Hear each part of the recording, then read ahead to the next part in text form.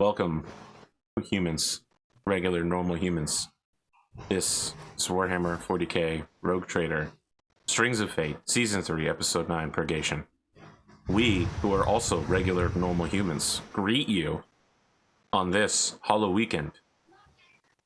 That's Halloween weekend for anyone that didn't pick it up. And yes, if you're James, it might actually be Halloween where you're at. What is Halloween Day? 31st? Yes. It's Halloween here. Yes. It's Halloween in Henleyville, Poland. Very It's the real early place. hours of Halloween for Henley.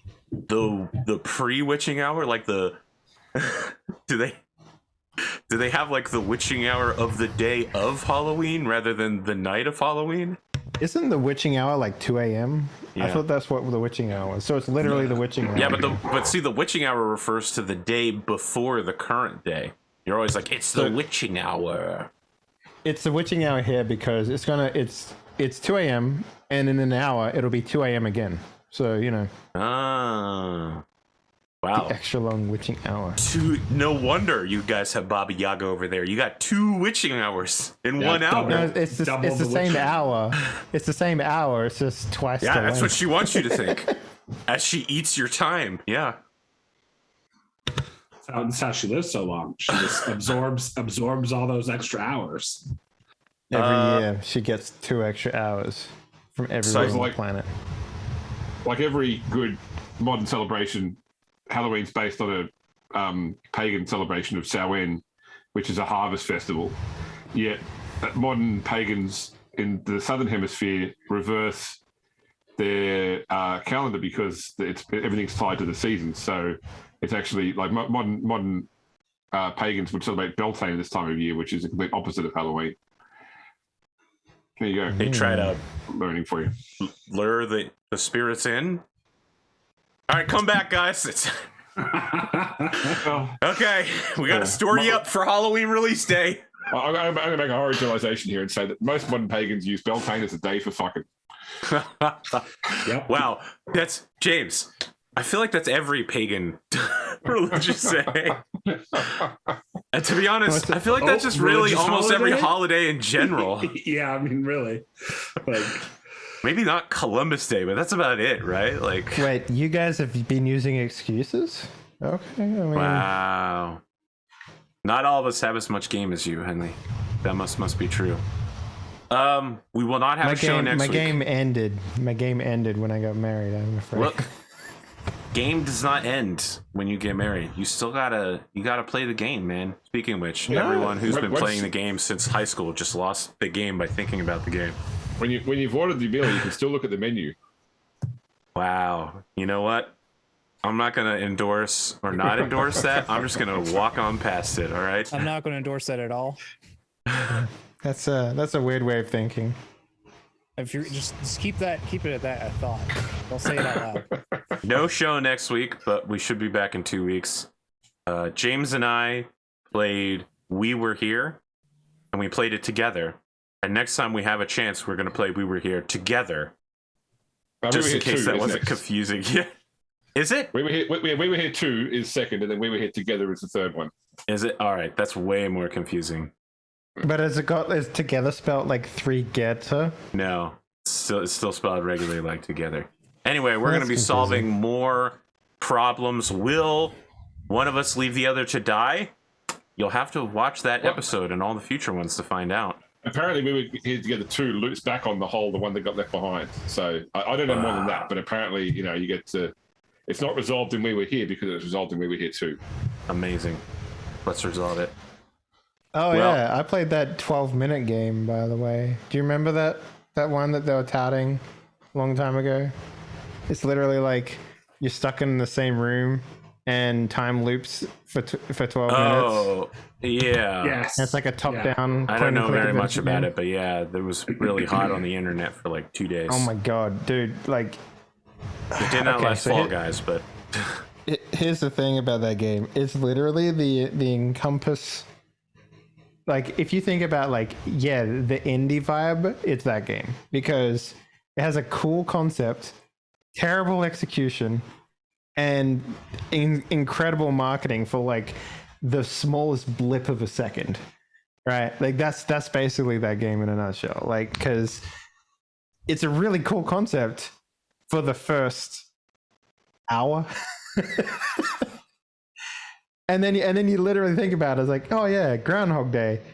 Wait, so I have to do everything exactly the same every single time? Yeah, you do.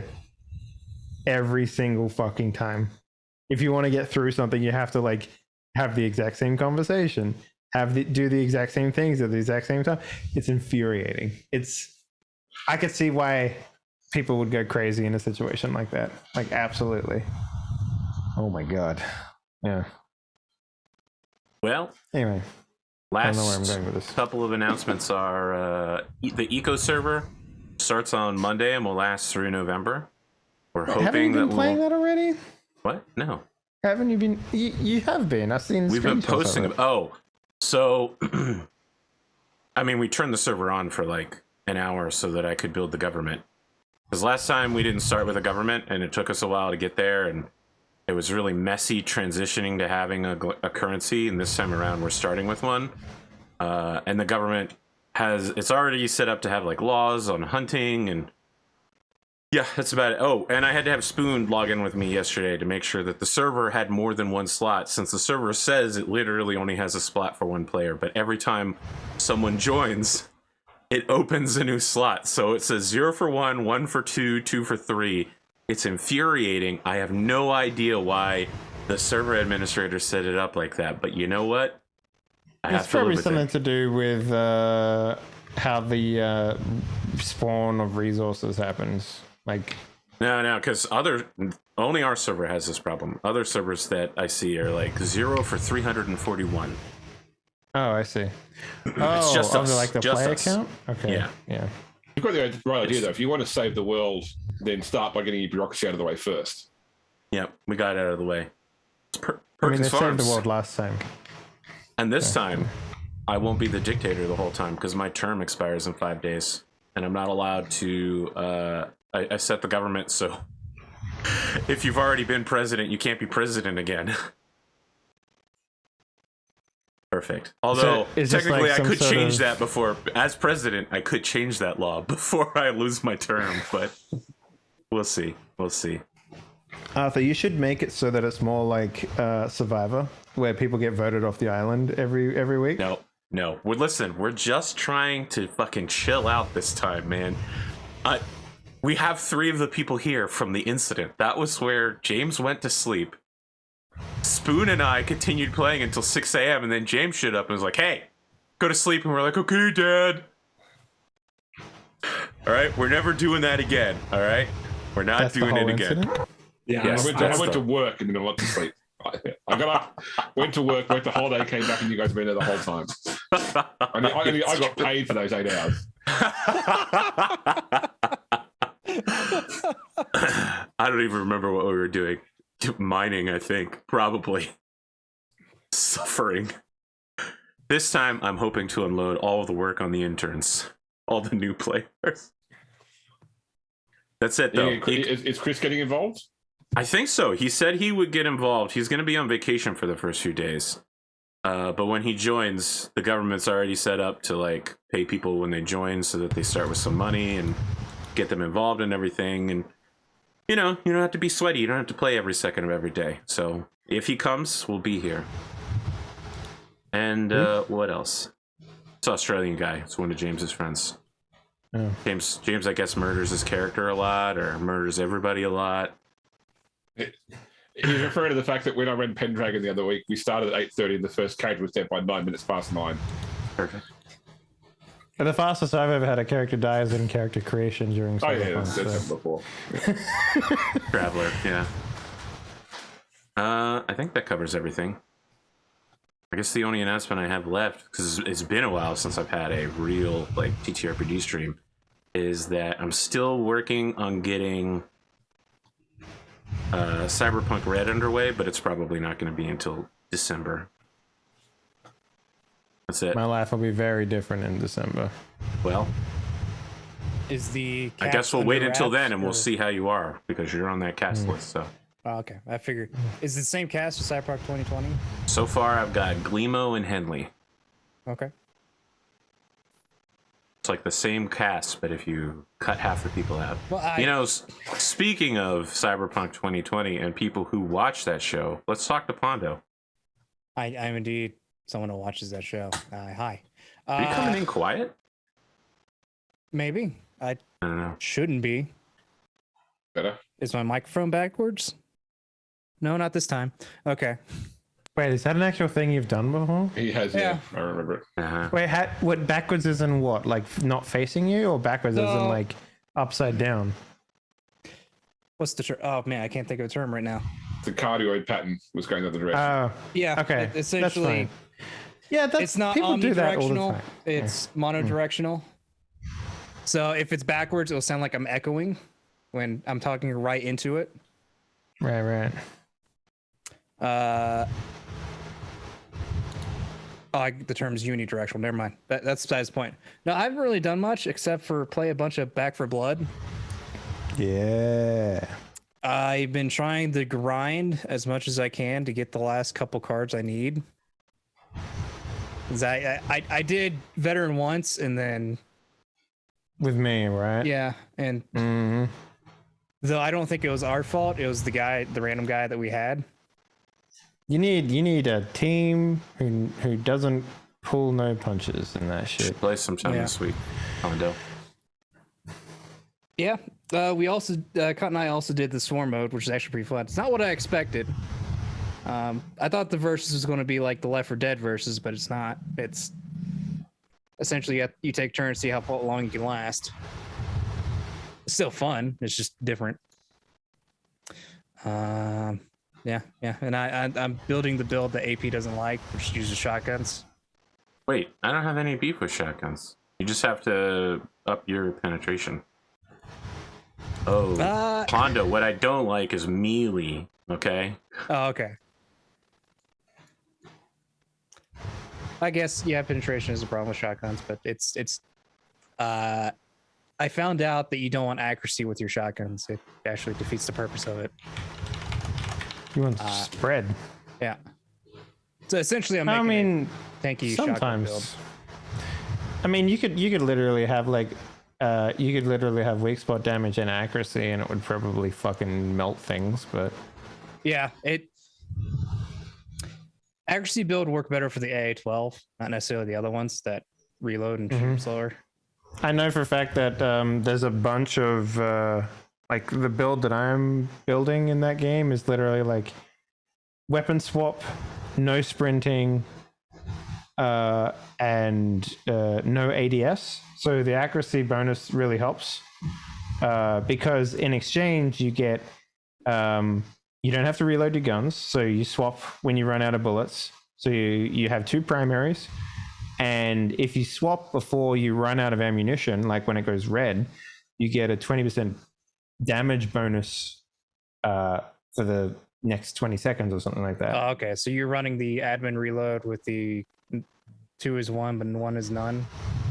Yep, and then also there's another card called like Power Swap, which gives you like a bonus damage, like 20% bonus damage, and then you put in a red dot sight and an ADS, not ADS, a ACOG on the weapons, and then you just stack weak spot damage, and you literally just annihilate motherfuckers. It's crazy. So do you actually get the weak point damage bonus if you equip those, even though you can't aim through them? Okay. Yeah. I just been equipping those just because it's like, if it gives me something, sure. Yeah, you don't have to ADS to look down. As long as your bullets hit the weak spot, it's good. Okay. Because I've been running a lot of the you can't aim cards, and really aiming. It's only good for like when there's like a spitter like a mile away or whatever. Like I tend to not have any problems. If you have enough accuracy, you can just squat down and shoot them pretty good. Mm-hmm. You're really aiming for if you have a sniper rifle. That's about it. Yeah, I mean, yeah. I keep going back to the 50% reload speed.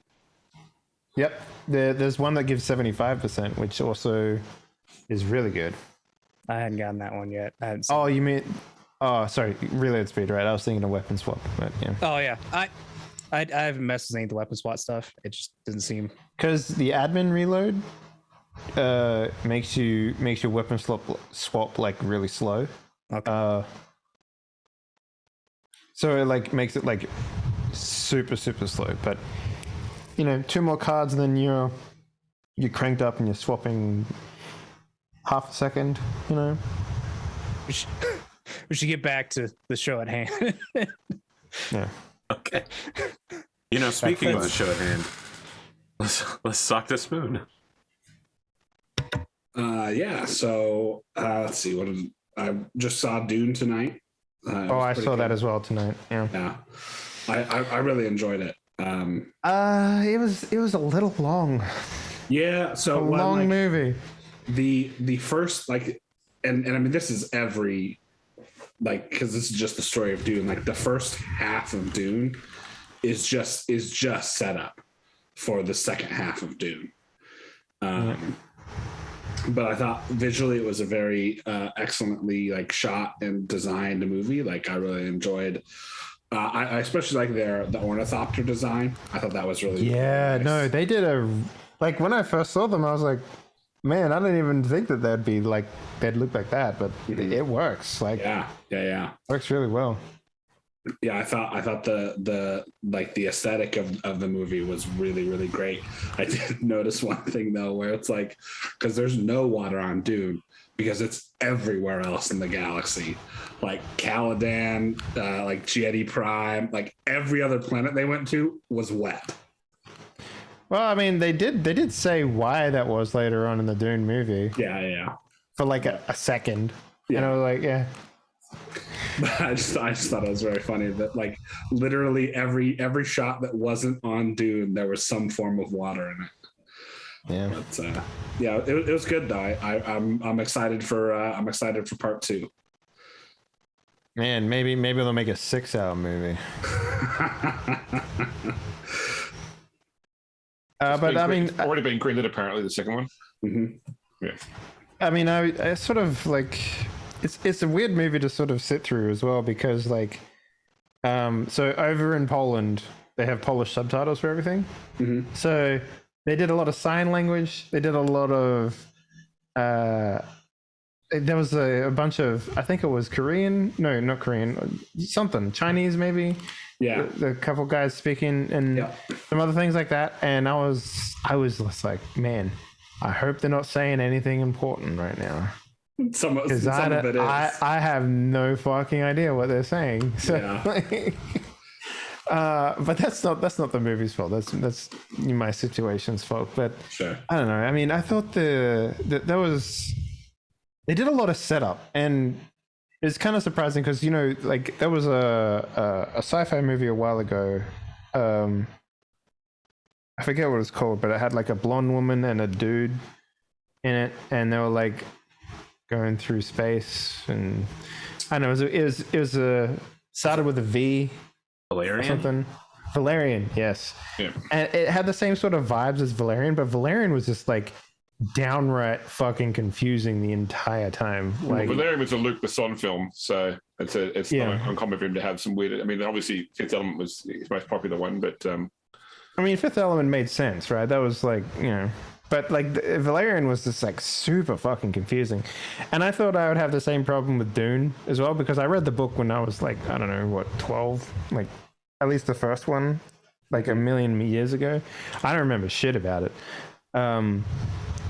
And I thought the movie would be like super confusing for me, but like it actually was very easy to follow like the entire way, even though they did a lot of like weird shit in there. So props to them on that. Yeah, they did a really good job explaining, like expositing the tensions and the storyline that's going on without being like, hey, this is what's happening.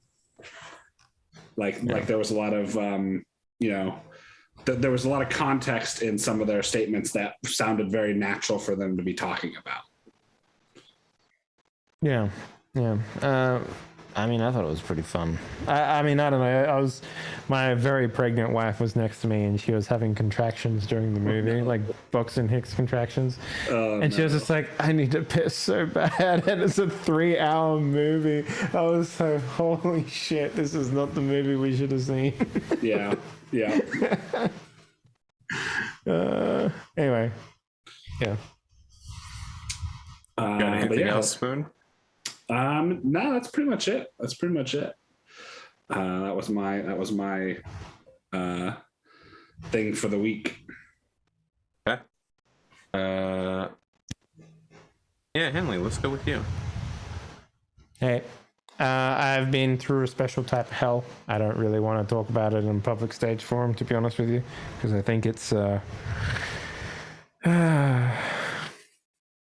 yeah.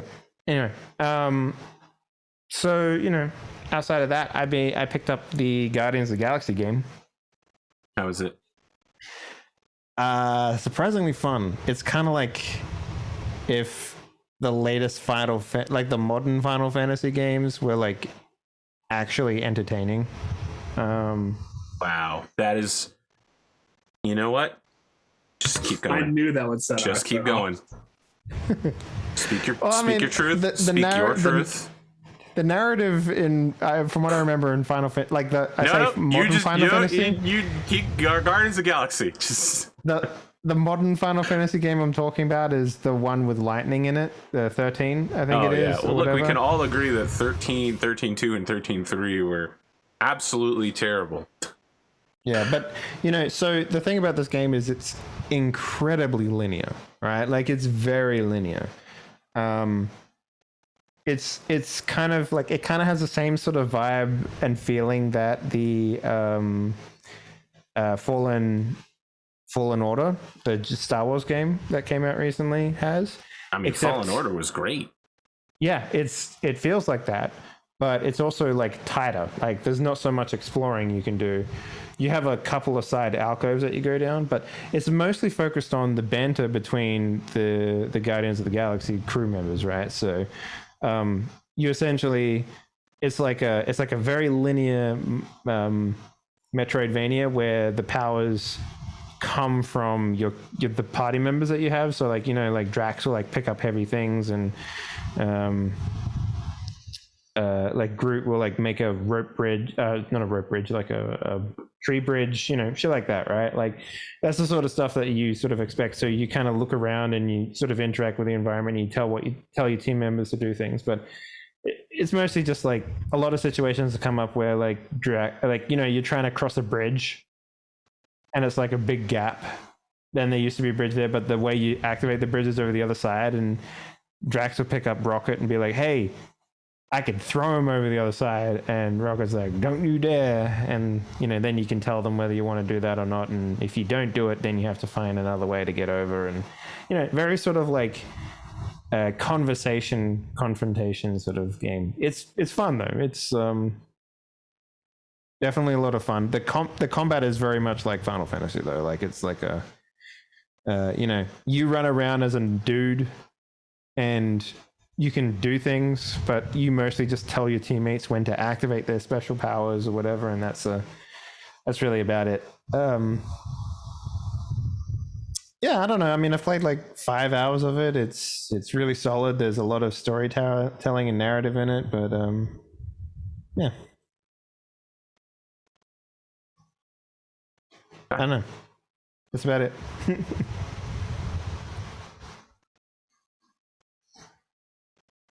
James, the man they call James. Yes. I don't know. I haven't had a lot on the last couple of weeks. We haven't played for 2 or 3 weeks now. Is that right? Yeah. But around about, yeah. Yeah, I've just been devastatingly busy with work. Like, so not. I mean, all I'm really playing right now is the Old Republic when I get a chance, or occasionally jumping back onto Celestia or Pathfinder. Although I restarted Kingmaker again as well. But yeah, no, I've got a couple of games coming out this week that I've got on pre-order. So I think I'm getting the new Call of Duty Vanguard this week, and the new Forza Horizon. Probably neither of which are of major interest to this group of players. But yeah, that'll keep me interested next weekend. Although I've also got my wife has planned stuff with the in-laws next weekend, which is why we can't play. So really looking forward to that one. I actually used to play the Forza games. Like I think the last one that I actually owned was, I think 3. But Horizon or the base Forza games. The base Forza games. Yeah, because they're more like Gran Turismo. Mm-hmm. They're like Microsoft's answer to Gran Turismo, basically. Yeah. Whereas the Forza Horizon games are more sort of like story and fun stuff, rather than just like racetrack sort of driving. It's essentially arcade racer. Sorry? See the arcade racer. See the last legitimate like racing game I played, other than like maybe Mario Kart. Not legitimate, but last racing game I legitimately play was Burnout 3 back on PlayStation 2. Paradise? No, Burnout 3. Bro. I never got into Paradise. Paradise was the good one. Then there was also, what was the one where it was just literally focused on crashing all the time? Was it Burnout? They had like literally a mode where you had to drive into traffic and like that was all the Burnout games, but was it? Yeah, I think see how much damage you could have done to your car. Yeah, that was a good mode. I like that. I've got a bunch of friends that are right into like the ultra sim games like R Factor or Race, it's they want ultra realism and they have the whole cockpit set up at home and they have it set to like maximum realism, no driver assists, Are they married? One of them is.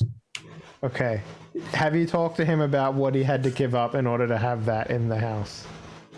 So he built his own house. So he actually got to set up like a room for that stuff. You have the entire house, wife. I get this tiny room. I can do whatever the fuck I want in it, though. Pretty much. But actually, I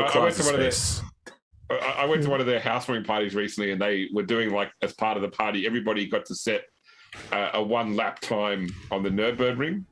And I'm not great with like ultra realism simulators for driving, but I actually got the best time because everyone else was driving drunk. So even though I had a really slow time, I think like realistically, like F1 drivers can do Nürburgring in about like 9 minutes, and mine was like 14 minutes. No one else finished because everyone else was so drunk they crashed. And because of super realism, the moment you hit a wall, your steering's fucked, or your car's inoperable, sort of thing. So it sounds realistic. Yeah. That's. I remember when I was getting my rally driving license, we had to do like a test originally on like a figure 8, like a dirt track of figure 8. It was all marked out by witches' hats. Do you call them witches' hats there? Like just the traffic cones, orange traffic cones. Yeah. And then on the second part of the day, we had to actually go onto a proper rally track and do 3 laps of the track to get our license. And they said at the start of the day, you're allowed 4 cones. You take out 4 cones and you're out. Basically, you don't progress the second part of the day. You don't pass qualification. They said in the actual track, you're allowed 1 tree. Hit 1 tree, and that's it. Your day's done. So that's it. I didn't know you had to get a license to do rally carring. So in Australia, they have something called a CAMS license, which is like a professional race driving license. It's required for like insurances, basically. So okay. So you can still take your own car to a track and like race around a track, but if you want to compete in anything which is actually like moderated by associations, then you have to have a CAMS license. Yeah, I'm imagining that probably some similar stuff with NASCAR there. Like you can't just rock up to a NASCAR track and say, "Hey, I'm a NASCAR driver now." You probably got to go and qualify and prove that you can race at that speed safely.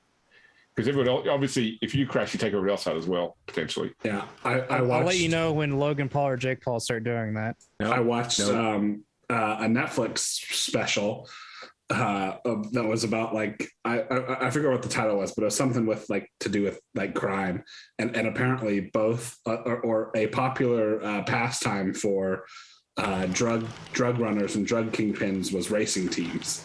Because in two different Netflix specials, both times the people who were running drugs ran racing teams. The first one was like a GT team, and then there was another one that was a speedboat racing team. and it was that's Yeah. That's how they train their runners, right? Like, they NASCAR pretty much got its start by moonshiners. sure, Yeah.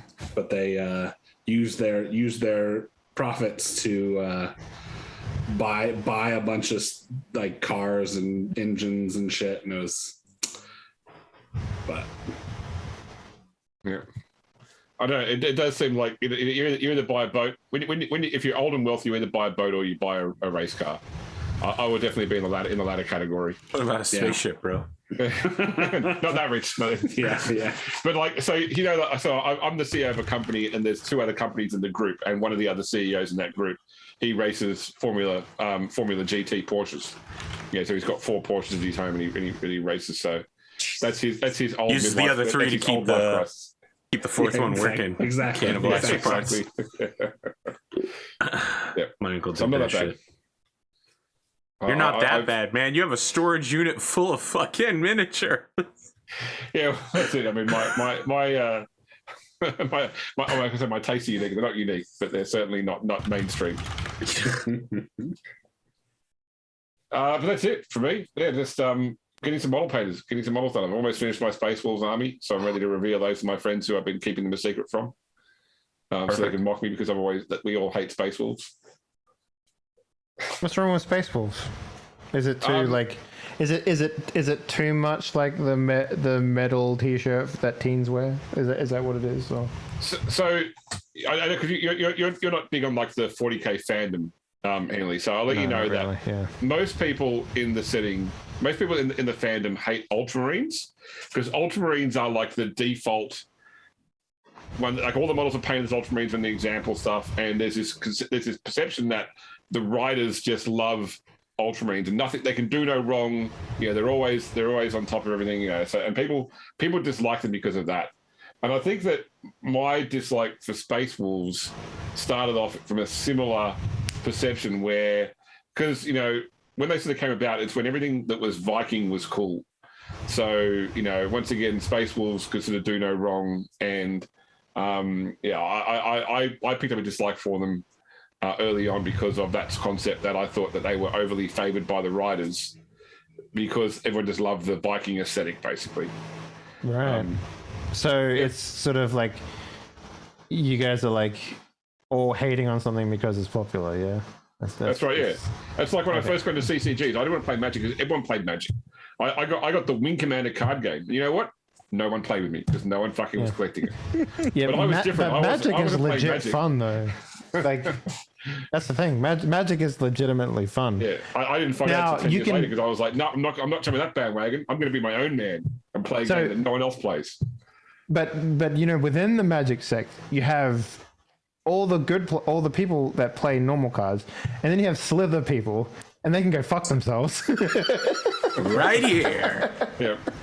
I started playing Magic because a mate of mine who was a motorbike rider had a bad accident and fractured his femur and was like literally could not walk or stand up for 6 months. And so we would keep him company by going to his place, and all he wanted to do was play Magic.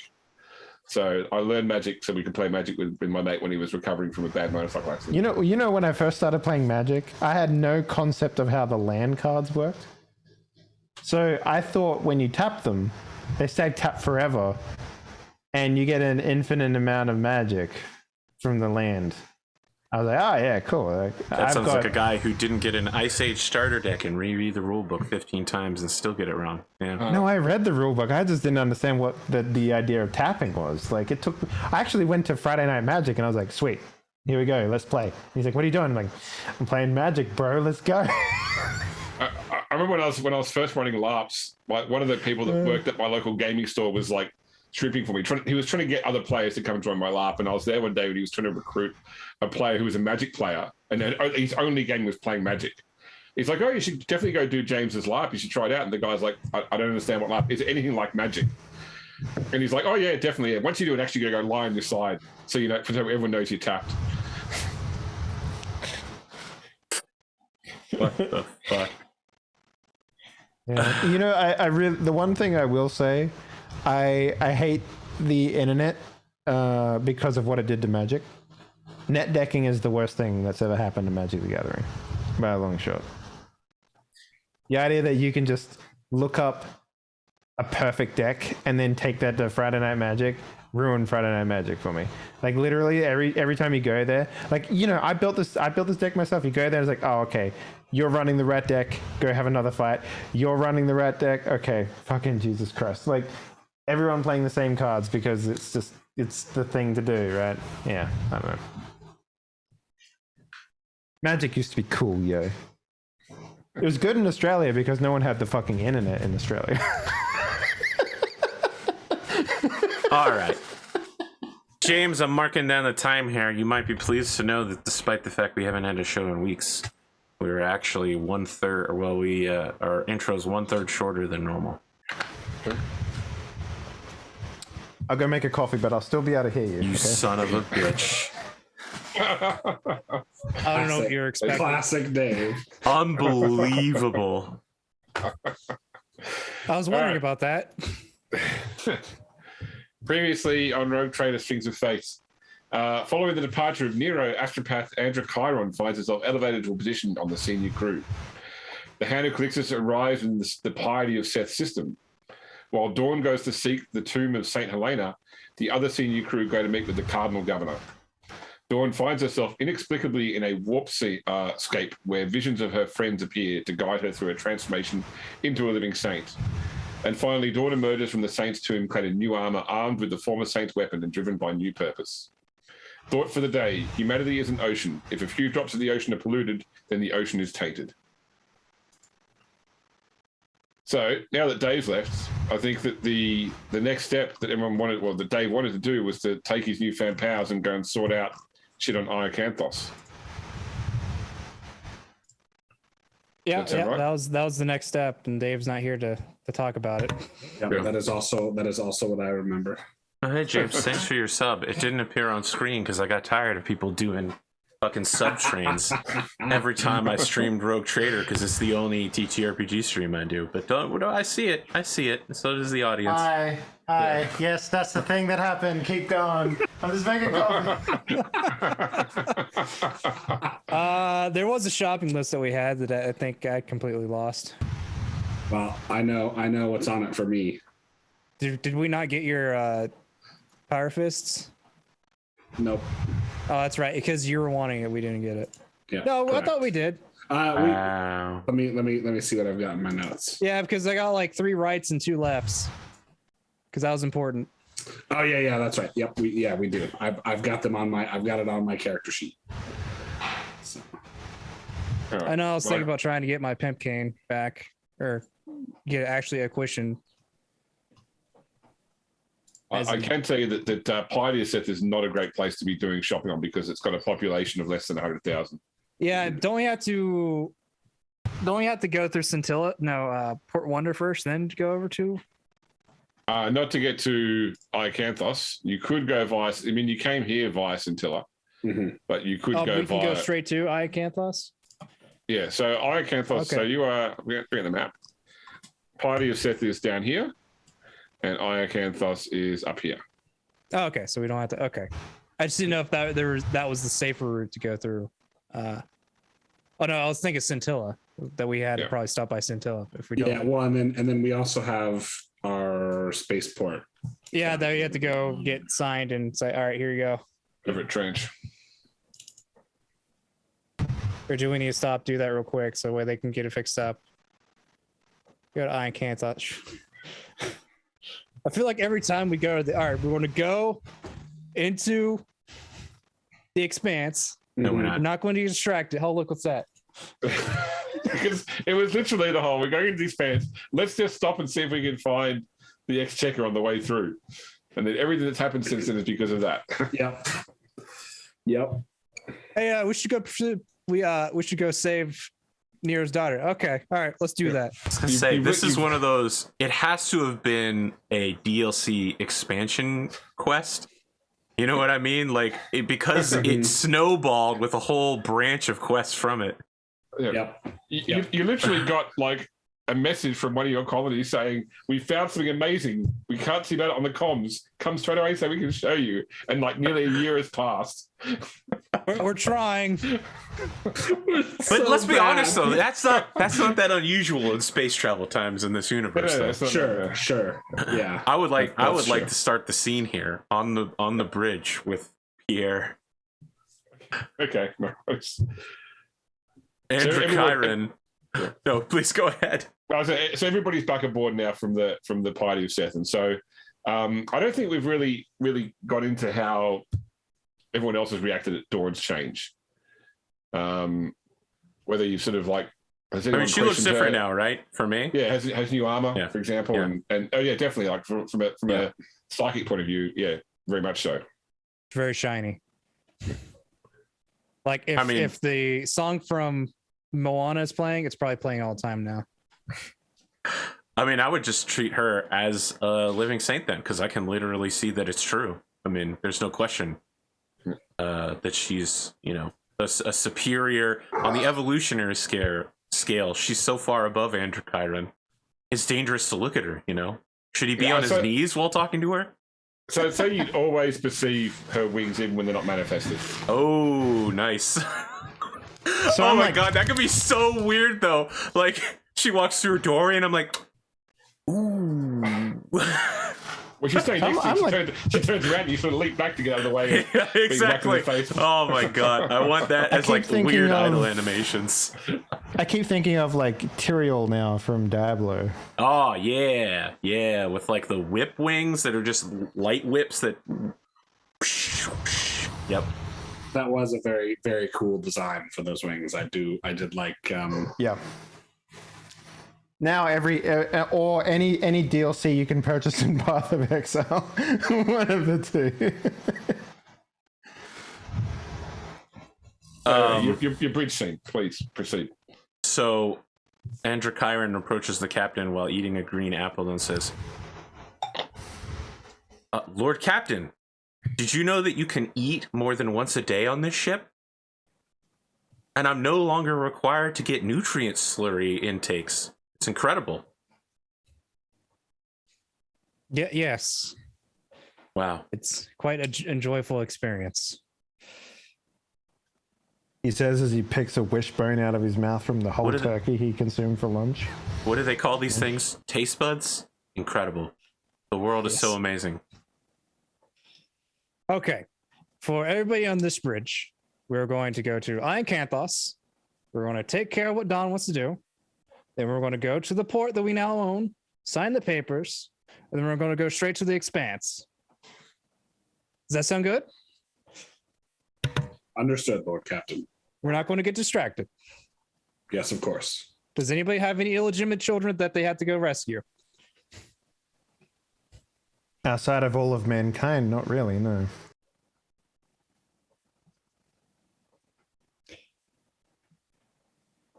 When did you get sass? I've always had sass. I just never was sassy to you, Captain. Yeah, saintly sass. Fair enough.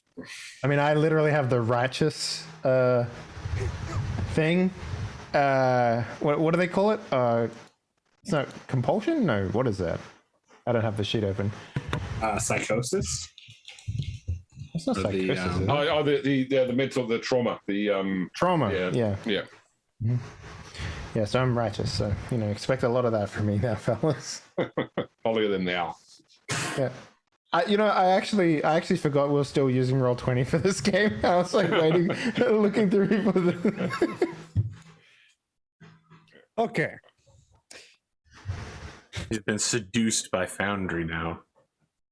Seduce isn't the word. It's more like... Seduce is the word. After Foundry is the mistress on the side. I come home to Roll20 who's like an abusive relationship with me, and I'm with you, Dave. If someone's like, "Hey, James, did you run this game online?" I'm like, "Yeah, I'd love to run that game." Oh, wait a second, not in Foundry. Sorry, not running that game. Do they have VTM in Foundry yet? Yes. They have 5th edition. Yeah. So. Yeah. Arthur, there you go. Next game, easy peasy. Set that I up. have VTM in the schedule. Just a little busy running. No Mech Warrior Destiny. I can't work it out. That's, you know what? You'll be okay without Mech Warrior Destiny. I think everybody's okay without Mech Warrior Destiny. Look, it's better than the other alternative, but that doesn't mean it's good. Honestly, I don't know what's better or worse between the two. I like the one that runs very quickly. I guess that's fair. That is fair. Okay. All right. So look, we've got a lot to get there today. I'm not so worried about it. You're in the Calixis Expanse, so Calixis sector. There are stable warp routes. Getting to Iacanthos is not a big deal. We don't need to worry about doing lots of navigation rolls for that. It's all easily done. Simply time passes. So yeah, a period of time later, we see the hand, and I assume you're traveling with your other two ships at all times. Let's say you're otherwise. Yeah. Okay. All three ships emerge from the warp in the Iacanthos system. Spoon, when you're just going through the regular sort of, have just arrived in the system, you're used to, with most Imperial worlds, you get sort of like a standard transmission from the planet's surface, like just navigation. Oh, hey, how you doing, guys? Yeah. Welcome to Iacanthos. Oddly, and this Iacanthos is one of the major three worlds of the sector. You don't get that transmission sent to you though. So when there's an obvious lack of transmission, he'll turn to Lord Captain on his captain's throne and say, Lord Commodore, we've not yet received the transmission from the surface. I believe something may be amiss. That's weird. Usually I have to ignore it at least 10 times before they finally answer something. Yes, they're saying we've got none? Desperate for your attention, sir, but nothing this time. Oh. By the same token, Andrew Chiron, given this is one of the major worlds of the sector, you'd usually expect like a certain amount of background psychic communication going on from the Chiron planet, but there's nothing. There's definitely something tumultuous about the warp here, but it's not psychic communication. Is there any rolls I can make to make any determinations? Give me a Psyniscience check. Ooh, that's a thing that I'm theoretically good at. You're going to fail it now. You just now called yourself out. Okay. Now, bro, I got this. Yeah. So yeah, there's something clearly actively warp active happening on the planet. Some sort of powerful ritual, something that's bringing the barriers between the worlds closer together. All right. So one important thing to remember is that Andrew Chiron is not a member of the bridge staff or has any rank aboard the ship. So I think he spends his time on the bridge in like as shadowy a corner as possible, just quietly reading a book in Braille. But at this, he like stands up, and holds his hand out while Psynisciencing and says, Lord Captain, I'm sensing something from the planet. There is a warp ritual in effect, attempting to bring the two planes together. Seems like we have a time frame to go on. Would you like me to send a message down on the planet? Like, hey, what's let's up? Give them or a surprise. Stop that. No, I don't think we can surprise them, Lord Captain. Not to counteract your great wisdom, but we are very, very obvious up here. Yes, but I don't think telling them to stop what they're doing is going to actually make them stop. I agree. Actually, Don, what would your plan of action be at the situation? This is your deal, after all. What is the plane that you're talking about, James? Like when they say plane, what is that referring to? The warp. Warp? Okay. Yeah, the warp so and reality are two different planes of existence. So they're trying to They're trying to open the warp. Yeah, they're trying to bring hell here, basically. Oh. Okay. Well, I mean, is it a science laboratory in Doom that we're talking about here, or like unstable emergence? Look, the demons from Doom were just trying to collect payment for all the hell energy the humans have been using. Okay?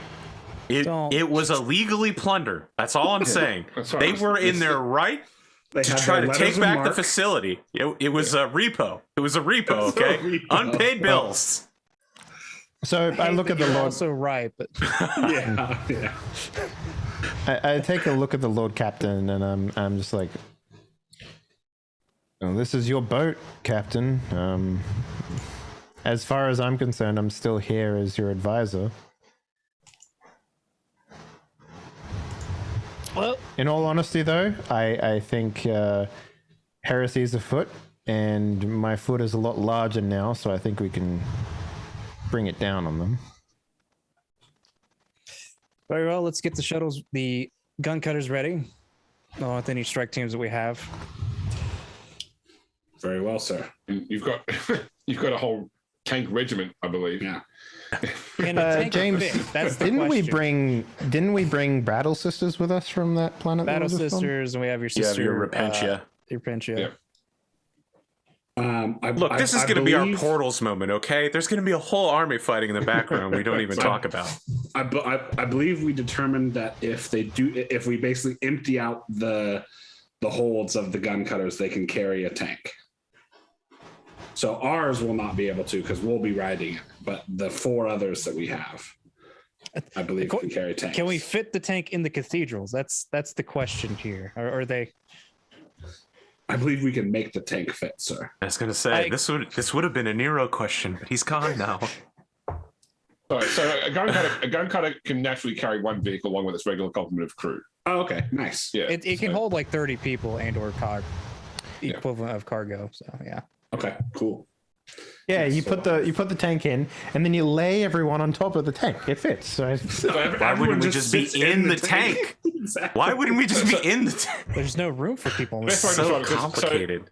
The only point of perception I have for a gun cutter is the gun cutter from the computer game Eisenhorn, which from an internal structure is shaped very much like Firefly or the Serenity from Firefly, where you've effectively got that's all what all I the- think all the of cabins every upstairs. single time. Yeah, And that's exactly what I you've got think like of. an undercarriage which has like a landing bay, big enough for a vehicle sort of thing. Mm-hmm. Yeah. Or any of my cool ships from Empyrean that had incredibly large fucking cargo space for no reason. Yeah. In fact, I even thought we had an image in the thing of we had the gun cutter I think floor you plan. deleted it, didn't you? No, We got it. Yeah, we got the floor plan. Yeah. Okay. So that downstairs area, which has all the seating in it, is where you can basically put a tank. Yeah. Yeah. Seating's It's the retractable equivalent of into a the floor. space bus. It's like a space bus. Yeah, it's a space bus made of guns, but yes. Yeah. Oh yeah, there Lord is. Captain. I see the wings now. Okay, I just. I just saw straight That was a lines. big cylinder. Yeah.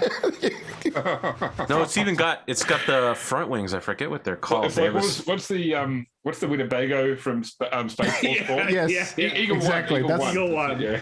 I literally thought it was just like a bus. Like, what is it from Edge of the Empire, Arthur? Do you remember there was like a cargo plane that you could get really early yes. in that game, and it was literally just like a straight cylinder. This ship has canards, which is how you know it's incredibly dangerous to fly. Mm-hmm. Lord Captain, will you be requiring my services? Not necessarily, unless you want to join in on the shooting. Well, slaying. Well, I can assist you with that. What level of force would you like? Whatever It's you feel heresy, comfortable supreme force. Obviously, come on. Of course. Satis. Maximum effort, Andrew Chiron. We should talk more on the shuttle down. That may be very dangerous. This is going to be, well, somewhat dangerous. We'll see. All right.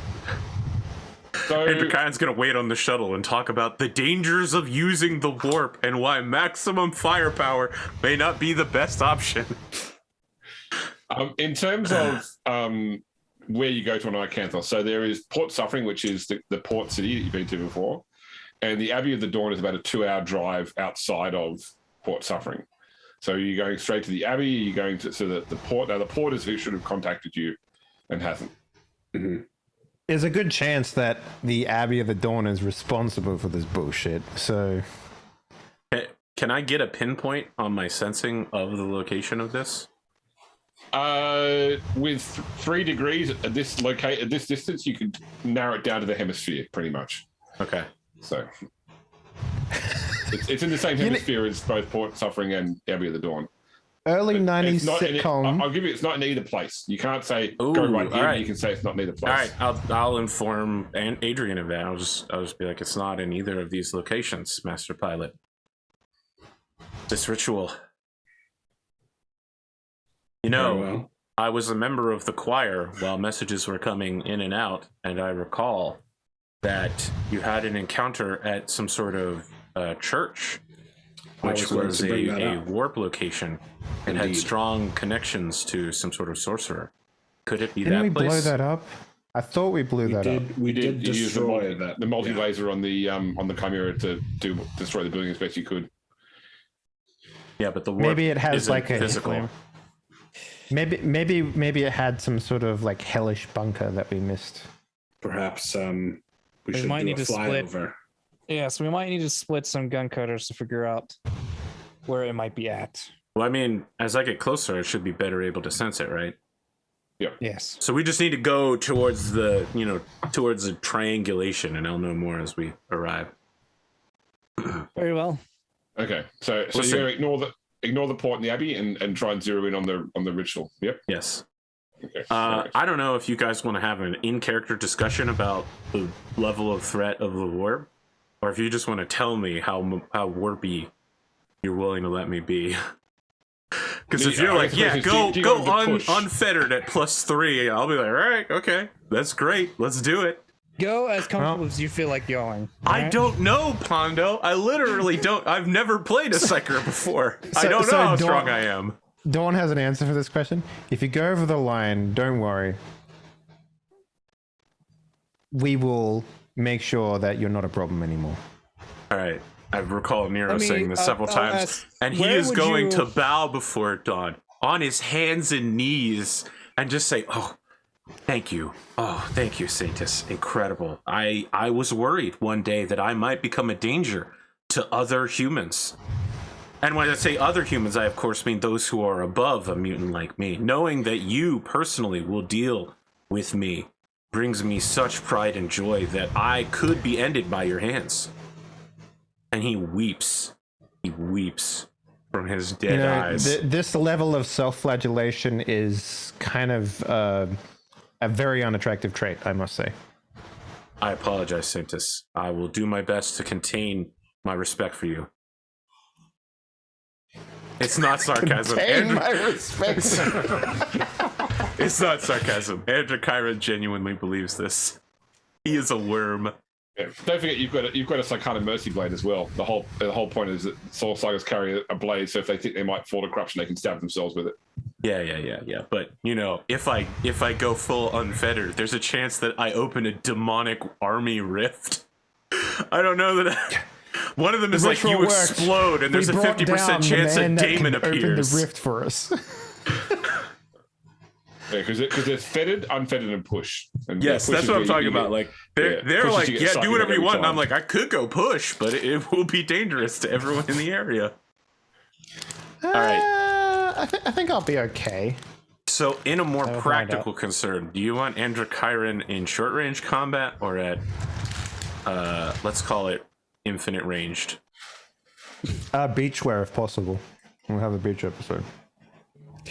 I guess the question is, how's your build? Are you meant to be in melee, or do you just want to sit there, have a mojito, and shoot mind bullets? I haven't mentioned it yet, but my staff is actually a force staff. And I'm pretty good at melee, but also I can cause shards of the warp to appear and slice people apart while ignoring their armor rating. What is your toughness, though? Terrible. I will die. I have 18 wounds. That sounds like stay back. Toughness is 40. You only have 18 wounds? I only have 18 wounds. You're good. You're fine. Don't worry about it. Yeah, but you're in power armor. You have power armor too. I am not in power armor. I am wearing the best quality guardsman outfit that we had. I am in a loincloth, sir. I can literally see your saintly power armor through the warp. And your super blade. Andrew Chiron likes to have his back exposed so that at any moment he may whip himself. Like, so your bloodhound knows it's definitely leading you towards this place called Stonehope, where the cathedral was previously. Okay. Wow, that was a tough guess for me, James. But yeah. Are you sending any of your gun cutters to either of the locations, or everyone's coming with you? That's a great question, Lord Commodore. We can have a couple of the gun cutters on Overwatch. Go to the other locations. we can always bring the sisters and the other entourage. The what are they called again? The crazy Repentia. Repentia. Yes. I don't imagine we need the tanks there. The tanks can be useful if the other people try to leave. All right. So as you sort of get a chance to fly closer to the area of Stonehope and get a feel for the landscape there, it appears that work has been done recently to rebuild the cathedral, only significantly larger and open-topped. So it's more like a circular building made of black stone, like some sort of onyx or obsidian-style stone, but with an open top from which there are multiple pillars of smoke rising out of currently. The ground there is dense with people. Like there are literally millions of people gathered into either in the church or around the church. A wooden palisade wall has been erected around the overall sort of area of the town, and it's clear that this town has suffered multiple exterior attacks. So the wall is damaged in sections, and you can see where battle sisters are effectively holding the wall and have put up gun emplacements. There is a large mass grave dug outside of town, which is filled with burnt bodies. Hundreds, if not thousands, of burnt corpses have been dumped into this like this long trough grave. And the other thing is that just outside the cathedral overlooking it is the statue of the God Emperor, which is normally in the cathedral at the Abbey of the Dawn. It's been removed and transported here as it overlooks the cathedral. And immediately behind that, guarded by more battle sisters, are two large, effectively water towers, just filled with water.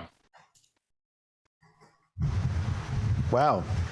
So my guess is some shit really went down at the Abbey of the Dawn then, huh? They brought that statue out. I want to. What's it called? Sinus? Not Sinisius. I want to. Sorry, I have this power. I just don't remember what it's called. I have a power that lets me check to see how corrupted people in the area are. I think it's Mind Scan. You can read someone's corruption with enough layers, with enough time spent in Mind Scan. Yes, I would like to do that.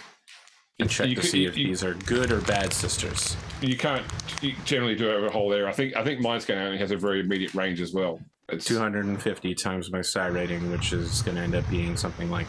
in meters, is it? Yeah, like 2 kilometers. Oh, okay. Well, you're right, actually. Okay, so... so you pick one of them to do it on. Okay. Yep, I'm zooming in. Someone who looks like they're in charge, you know. If they're corrupted, it's going to be that person. Yeah. Okay, give me a manifest. So what level are you manifesting? Willpower is my focus power test. Yeah, but we'll decide upon your level of manifestation first, whether it's you're right. or push. I'll do it. That will affect your psi rating. Okay, so using natural psi rating. Yeah. Yep. I don't want to mess this up. Yeah. All right, hang on with me. Are you invocating first? Yes, because I can invocate as a to give me +1 to push me up to 8. Yeah. Okay. I make a focus power test. Yep. And that's using my willpower. Yes. You should be able to on your sheet. I'll say on your sheet. Oh yeah, you're right. I rolled a 48 though, so I'm good. Okay, cool. All right, yeah, that's fine. Okay, so I need to then roll. So, because you normally get a bonus for that as well, because your willpower, you get a bonus equal to your psi rating. Well, my psi rating is now 8, so. Yep. So I'm just going to quickly test what happens when if I click on unfettered on your sheet and put in bonus psi rating 1. What does it actually roll on the sheet there? Even better. Your roll's great. Yeah, and that's what we'll roll a 56 too. So because you got that factor in your effectively you get your psi rating times 5 bonus to your willpower. Oh, okay. All right. Well, yeah, I do great. That's it. Okay. So, but the degree of success matter here because they need to then make an opposed test. If that's true, and my psi rating is another 40, that would mean I degree of success is 6.3. 6.3. Okay, no worries. Because they've got resistant psychic techniques, so they might be able to succeed each check. That's normal for a sister, though, right? It is. That yes. wouldn't. Okay, I was going to say that's not alarming. Probably. Yeah. I also resist psychic techniques. Yeah. Okay. I mean, even not with an 89. even normal. What's the word I'm looking for? The class that I am. Fuck. Missionaries have a lot of like resist psychic techniques. So. Yeah. So you drill in. Now this woman, she's like a squad leader of the squad on the wall. You definitely pick up there is some corruption there. It's difficult to say because you pick up the presence of corruption points, but in her thoughts she is not thinking corruptional thoughts. She's not thinking like praise the gods of chaos, etc. She has been affected so that she believes that what she's doing is the Emperor's work, but that belief has somehow been perverted. Okay, so I definitely sense. Is it a psychic phenomenon? Like someone has compelled her in some way? She has been affected by the warp. It's not an ongoing effect. It's been whatever the damage has been done. All right. I think this is a psychic power that allows you to rewrite someone's memories and values, and it's stronger than what I have, so I'm really scared right now. All right. I will tell everyone, say, I have received contact with the surface. I can see I'm in contact with one of the sisters. There is corruption in her heart, and she has been made to believe that what she's doing is right. When you overfly, there's no attempt for them to shoot at you or anything like it. If anything, you get sort of waved at like as though you're allies. I can speak with her psychically if you'd like to. Or we could just land and talk. I don't know whether you want to do this. I think it'd be better if we land and talk, because they might be alarmed if you spoke with them psychically. Sure. I think in this moment, Adrian is looking to Dawn actually, rather than the Lord Commodore. Oh, someone just got replaced on the pecking order. Okay, so, just remember who signed your paychecks. I don't worry, sir. Well, either way, there's a reckoning coming for the Abbey of the Dawn. Whether or not these sisters get in the way of that, we'll see. I guess the question is, if there's an open top, can we see what's going on in that cathedral? Yes. So on the dais in the cathedral, effectively there's like 3 pyres set up, similar to the ritual that Dawn does. And it's like people are being like systematically pulled through and burnt, and then either released if they survive, or taken out to the mass grave if they don't. They're working their way through, as far as you can tell from this height, the battle sisters that haven't yet been tested. And it looks like the battle sisters that haven't yet been tested are resisting, like they're being forced by their peers into this. They're not willingly going to the pyre. They're being forced into it. Okay. Well, Don, it seems like you have a couple of choices here. Either we stop down there and try to convince them that this is not the way, and that the way they're doing is not how it should be. Or... You know that scene from Winter Soldier, I think it is, where Captain America just like jumps out of the plane, right? Does he have a parachute? Nope. No. Yeah, like it's literally like Dawn is just like opening the ramp that goes down, and she's gonna intervene. Oh dear. Let's land quickly. Yes, I'll bring us in for landing immediately, sir. So there's no space to land the gun cutters in the town unless you want to land on people, because there's literally over 2 million people crammed into this space basically. But you'd have to land outside the palisade walls and go. Can we rappel down essentially? Yeah, but Adrian can't. XCOM Yeah, stuff. I will then have to go land and walk in on my own. You could stay in the gun cutter and get ready to shoot something if need be. Sure. Yeah, I could. Okay, so is the plan for Pierre and Andrakara to fast rope down after dawn? Yeah, so look, I'm just looking at this. It definitely looks like Battle Sisters are being sacrificed to turn evil, right? Yeah, Okay. that's why I want to jump down to intervene. So as Oh, it's also- happening, I'm just like, Lord Captain, what level of threat are we looking at here? What level of force, I should say. It's clear that the threat is quite bad. Actually, it probably looks very different for you. There's a lot of weird, dark, warpy stuff that I can see. It's not good. Okay, so let's say level of threat and how you're going to deal with it. If we are just dealing with demons, just do what you can without blowing everybody up with you. Okay. If it's a demon prince or some sort of bigger guy, may want to go nuclear. All right. James, as I'm going down, I'm going to start channeling another power. I'm going to invocate before I go down and start channeling a power and hold 4 shards. Oh, you're like that guy in the Halo 1v1 that charges up the pulse pistol and you're just holding it. Yep. Adrian, before we head down, make sure to contact the other gun cutters to have them kind of get ready to come this way. Yes, sir. I will have us all land in the same area and begin an armored convoy to your location. So We you don't need to have to make an go invocation full- roll to get the benefit. Just so you know. Invocation is 91, but yes, I will. Okay, I will cool. make that roll. No worries. It's You get plus very 2 to having a unlikely that I will focus. fail. Yes. We don't have to go full purging yet, but if in case we do, it'd be nice to have them here. I Okay. will. Okay, but what level was that? That was unfettered.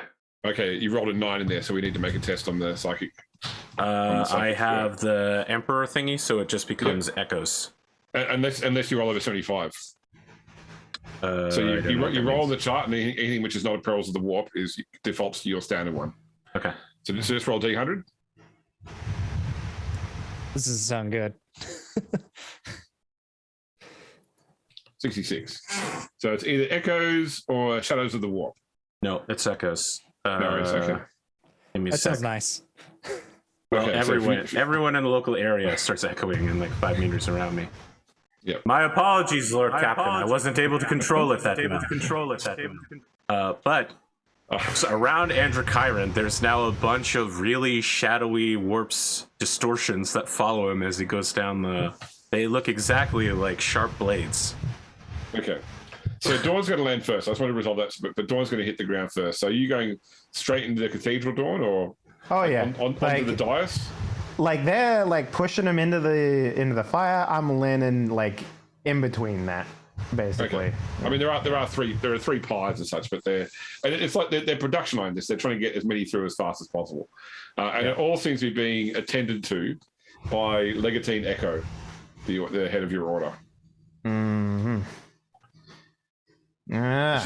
And she's not wearing armor. I mean, she never did. She's just a hospital but she's just wearing her robes of office. So you land on the. Were you flying down with your jetpack, with your wings? You spending a fate point to manifest wings? Ooh, that's an interesting point. I think like she wants to make a huge show of this, right? Like the idea would be like, yo, this bitch ain't real. This is the realness right here. Yeah, I'm hero landing with the wings out. Okay, James. no worries. All right. Cease this heretical nonsense at once. Yeah. So there's like there's a moment of shock in the crowd.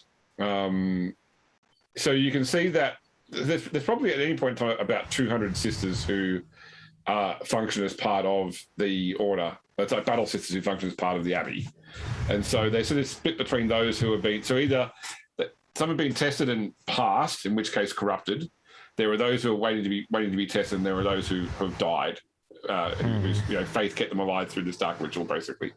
So there's a mixture of sort of responses from the crowd. Like certainly, the crowd all appear to be here through a mixture of fear and piety. Like they believe that, or they've been led to believe that what is being done here is a holy ritual, but they're still scared nonetheless because people are being forced into the flames, and they're being told this is the Emperor's will. So there's that sort of religious fervor of, we're here for this, but they've also been forced here. They've been led here from their homes to bear witness to this and potentially eventually take part in it as well. So they're all afraid, and they all respond in awe when you arrive. And even the battle sisters, like, they're shocked to see you. The only one who doesn't appear shocked at all is Echo, who looks more sort of amused at your arrival. So remember that Echo is an older woman, probably in her late 60s, early 70s. Nero had previously intimidated her quite effectively. Yeah, I remember. It was great. Yeah. But, she seems more amused at the current circumstances. So you've yelled, "Stop this heresy." And Echo sort of turns from you to the crowd. "See, the God Emperor has brought one of his angels to us once again." I'm just gonna fucking slice at her. Like, just no hesitation. Just the moment she starts to address the crowd, I'm going for the head. Okay, Like, no worries. No hesitation from me. She Thanos' you. Should have aimed for the head. Also, Adrian, while you're flying around at this point, you notice at the point that Dawn landed, that the statue of the God Emperor seems to have like feathered wings have burst out of the back of the statue. Interesting. Yeah. Dawn is too fucking cool, man. That could be bad, though. All right. The So, God Emperor's like, "I'm here. Let's smite some bitches." give me an attack roll. Yeah. Is this charge? You're right next to her. You hear her landing right next to her. There's no room to charge. Sure. Yeah. All right. So let's see. I got a new weapon. Yes. This is the Blade of Domination. Is that right? Is that right? Admonition. Admonition. Sorry. Okay. So it's balanced. Okay. So plus 10. Balance is plus 10 to parry, not plus 10 to hit. Its best quality gives it plus 10 to hit. Oh, okay. Sorry. Yeah. There's a comma there. Yeah. Okay. So plus 10 to hit. Sanctified. I don't think that matters right now. Okay. So I guess I'm just rolling. It matters, but doesn't apply to this roll though. I see. Yeah. So plus 10. That's about it. Yeah. Would you say that I am in a fervor right now? I'd happily say if you'd probably be angry. Yep. So you can give you your frenzy bonus as well. Snort your dust. Cool. Yeah, I don't need dust to be this angry, my dude. Let's see. Now, I have this armor. Does the armor give me anything, or is it only on damage? On damage. It's only on damage, right? Yeah. That's right, yeah. Okay. Just, stretching my legs a little here. Okay, here we go. Well, I can re-roll that for free, so... Yep, because you got Blade Master. Yeah, I do. That was a 92 for the folks at home, which is a miss. Yeah, that's a yeah. An angel slips on a fucking banana peel, falls. I mean, it might crowd. just be that she's that good, though, right? Like, oh, yeah. There's a lot of ash on the ground here. It's getting in your eyes. It's pollen season, Magical okay. banana peel. Yeah. On this desert planet. Oh, Ghostfly pollen season. Yeah, that's right. Oh, that's a bit better. Okay, so that is a hit. I'll say. All right. So first things first, she will attempt to dodge. guess that's a Good reaction. luck, you old spry coot. This is when we find out she has 100 dodge and we're screwed. Actually, no, she's not going to go. It's not about having 100 dodge. It's about rolling 6.7 Wow. degrees of success. I rolled 5 and still here. Nowhere near. That's fine. Okay, so now I'm going to test for her field. Almost sound like you said fields. Oh, okay, nice. So you have actually you've definitely hit her, and you ignore her demonic toughness. Demonic toughness. Now I feel good in my decision making. Thank you, How James. was this woman intimidated by Nero if she's a fucking demon? He wasn't a demon yet, I'm guessing. Oh, that's true. Or they were still playing the part. All right, so you effectively bring your blade, down upon her crown, and the blade like literally cuts from her head to her groin right the way through her, and the two halves fall to either side. And as they do that, they sort of writhe and convulse, and from each side an extra arm and an extra leg pops out as her skin boils off and turns blue, and a pair of blue horrors now stand where she was standing a moment ago. Oh, that's fun. At the same time, so as you guys are dropping down now, you're landing at this point when this has happened, and you notice that the statue that overlooks this cathedral is starting to change. Its rocky appearance is like flecking off as dust, as vibrant feathers appear. Its face appears beaked. And for those of you who don't know what it looks like, and for the scale, because this one's got a nice picture for scale. Oh man! The statue transforms into something like this. Oh, yeah. When you were like feathery wings burst out of the back of the statue, everybody's like, "Yeah, the Emperor's with Dawn." I'm like, "No, the Emperor is not with Dawn." This is when we get a timer in the UI that says tanks arrive in 3 turns, right? Like, shit. Yeah. So I can see the picture of the person there for scale as well. So. When the DM gives you a hint of what you should bring. That's not true. Dawn would be much taller in her power armor. Much taller. At least up to the knees. Yeah. All right, so I'm going to get initiative rolls from everybody. We're gonna roll nice. 2. I know. Actually, let me clear the current list. I'm going to take a 16. Nero was still on that list. That's how old that list is. Can you do that? I thought you can only do that as a As a fate. Spend a fate point, take a 10. Oh. I thought that was only a master ordnance or Nope. Arch-Militant. Nope, anyone can do it. Oh, okay. So we need Adrian. I might go ahead and spend a fate point, take a 14. Might as well.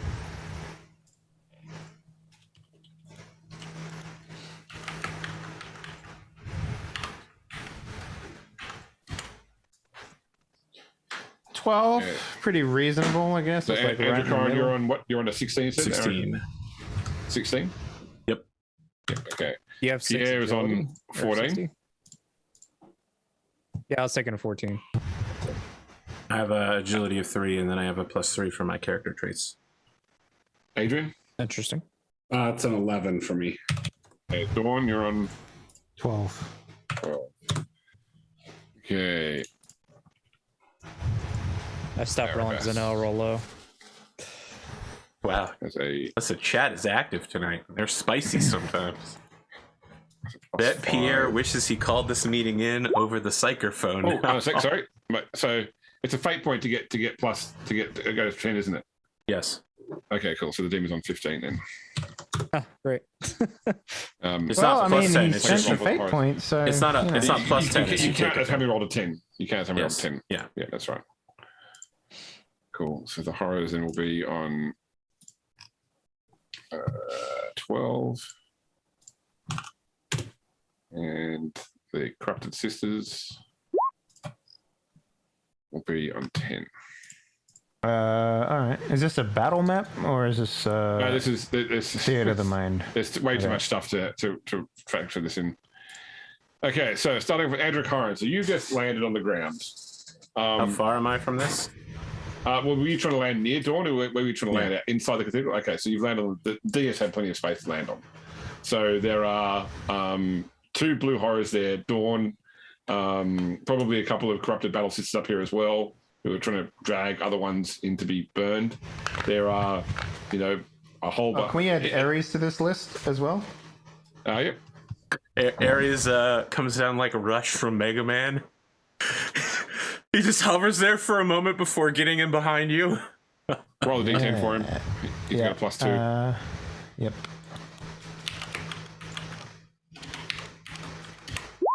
Eight. So he's on 8. Okay. Yeah, right at the end there. Yeah. So this giant demon is behind the cathedral. There are about 100,000 people crammed into the cathedral right now. Everyone else is like crammed outside. I assume that the entourage that I brought would be like doing the crowd control for like the extra combat that's happening on the side or whatever. So they're here, they're doing their job, but they're just not a part of the, they're the CGI characters that get added in later to make the battle look better. So, kind of like the old days in Braveheart. How many people do you make immune to fear, Pierre? I think it's pretty much anybody who sees me but himself. that's underneath me. Except well, don't worry, I will pop mine as well, which will give us the extra benefits. I think you have to pop it during his turn. I still have to roll. So I guess it depends on how many people recognize me as the Lord Captain. And okay, let's say your people for the moment. Like the others probably not so much. Yeah. So we're still on Andrew Corin's turn though. Do I need to roll a fear check? When it's your turn, yeah. Okay. Do I need to roll a fear check? No. No, because you're inspired by the captain. Oh, I'm always inspired by the Lord Captain. He didn't need an aura for that. The person that Dawn is attempting to kill, what has happened to them? They have split into 2 and turned into blue horrors. So they are basically dead though, right? Like they're no longer a target. Yeah. Well, these blue horrors are alive. Yeah. She's dead, but the blue horrors are alive. Yes. Yeah, there are 2 demons left. How far am I from Statue Maribus? It's outside the cathedral, so you would need to push through a whole crowd of people to actually physically get to it. Well, James, you may not know this, but as I'm from Scintilla, I treat a crowd as if it's normal terrain. Yeah. No. I literally. Excuse me. Hello. Excuse me. Coming through. It should be noted that there are incredibly dangerous shards of reality around me the whole time I'm doing this. No. I don't imagine that. I imagine you, hands and feet. Oh, I'm using my between people's legs. I have a cane that I used to walk with. That's my force staff, and I'm just like pushing people out of the way. Excuse me, hello.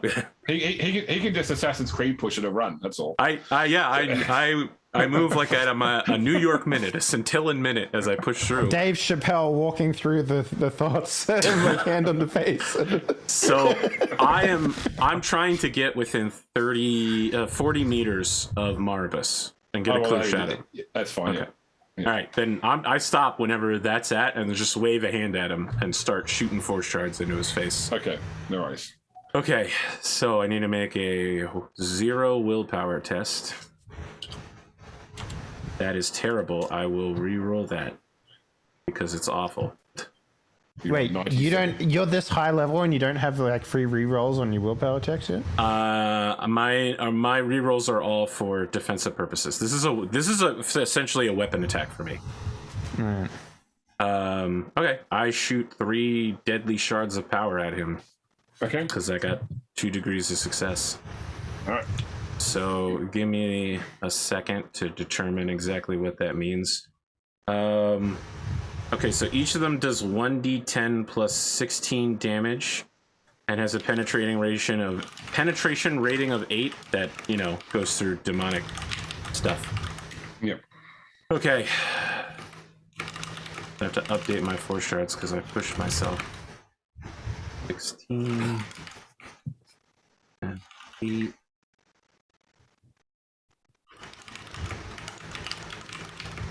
Okay. Those are not great, but that's life. Okay, so ignores the toughness, so you still get his natural toughness. Penetration of 8. Yeah, well, he's got no armor anyway. He's wearing rags. Okay, so that'll be... so he's got 7 natural toughness, so he will take 16, 11, and 11. So 16... But I just want to make it clear here that this whole time, Andrew Curran's been like, "Hello, excuse me, please get out of the way," and then, literal rips in reality begin tearing the demon apart. Yeah, it definitely harms it. What I imagine is the from Doctor Strange, the mirror dimension blades. Yeah, like that. Yeah. Okay. All right. That's what I've got, James. Okay, so Maribas. All right. So he slams like the base of his staff into the ground, and there's this like pulse wave that flies out. Like as it flows through you, it hits you first because you're the closest, but it passes through all of you except Adrian up in the sky. You feel like something is pulling at the reality of your body, like something is trying to reshape your flesh, but your strength of will pushed it down. But the people in the crowd aren't so lucky. Probably about 1 every 5 people falls to the ground screaming and writhing as their flesh bubbles and boils and tentacles spring out. Mouths open on backs, and there's now several hundred chaos spawn intermixed among the crowd that are now turning on everyone around. Yeah. What type of attack was this? Was this a willpower attack or something? It was a psychic power, but it's effectively it's a wave of change, but it won't affect it affects narrative stuff. But that's what it actually is turned. Okay, just for the purposes here, Dawn is 100% immune to that shit. So like it hits her and she doesn't even like fucking get phased. Like she's just exactly the same face. Like, ooh, who farted? Right? Like that's the sort of like maybe the reaction she had from it or something like that. So. All right, Pierre, I need a -30 willpower test from you, please. Well, think about how many new tentacle feet you'll have. So. Okay. -30? -30. It's got a fear of 4. The more arms you have, the more canes you can carry. That's like. That was really close. Bro, that's right. If you fail the fear test, you want to fail it by a little. Like I'd actually recommend not considering rerolling that, by the way. 'Cause I'm not. I got an 8. Yeah, I'll take the -0.8. I think it's just minus nothing, right? Yeah, that's right. Yeah, so you just roll D100 plus 0. Okay. Under 1% is like 69. It's probably not nice. It's nice. 69. All right, 69. The character is frozen by terror. The character can take no actions until he snaps out of it. After snapping out of it, the character will perform all tests at a -10 penalty for the rest of the encounter. The character gains... Do I gain insanity? 4 insanity points, and because it's from a demon, you also gain 4 corruption points. Oh, great. Yeah. I think that puts me at 8 insanity and then 5 corruption. Okay, you're fine. Multiples of 10 matter. Oh, great. You're telling me I need to go into therapy. Got it. Okay, so if you want to, you can try and snap out of it. It requires a willpower test though, at -10 for demonic presence. Well, I mean, I'm not. I can do that right now. You can do it right now because that happens. So your turn, you still get your action, which can only be to try and snap out of it. Okay. But then your action will be spent. When Dawn pops her thing, does that snap me out of it? It doesn't, but it will ignore the demonic presence. So you get the -10 anyway. Okay. And this effect is only for this turn? Yes. Well, so you are frozen until you manage to successfully roll a willpower test. Okay. Well, I'll retry to reroll it then. Okay. And then hope for the best. Hey. Hey. Okay. So you're actually snapping out of it. But that's all that happens this turn. Okay. Okay, the horrors. So they're on the stage with Dawn and Pierre. So they will each try and attack you. So they are firing warp fire at you.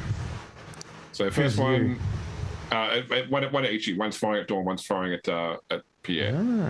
So I'll go against Dawn first. It's going to fire a burst of warp fire, and that is a miss. And then at Pierre, Hit me in the head.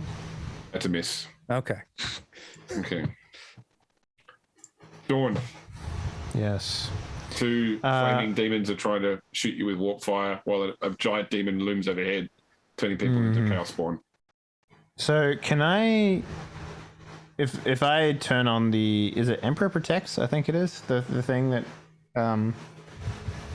makes it so that there was something that I did.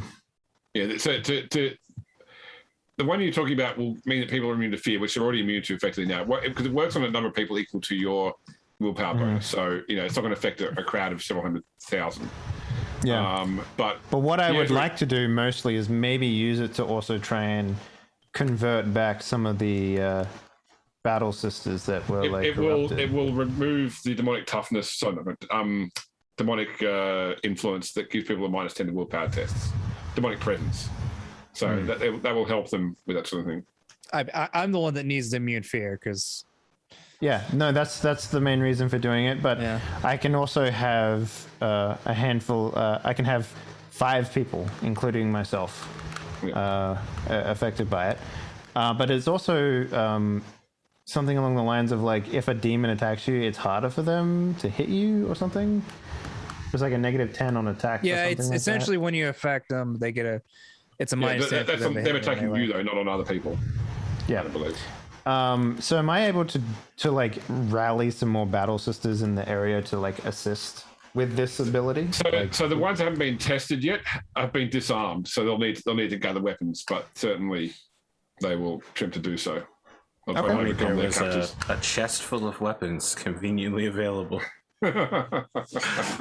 Wait, I'm sure Nero took his Trice chest with him. Yeah, for sure. Okay, so I think I forget what it's called now. I think it's Emperor Protects. Let me double check this though. Core rules.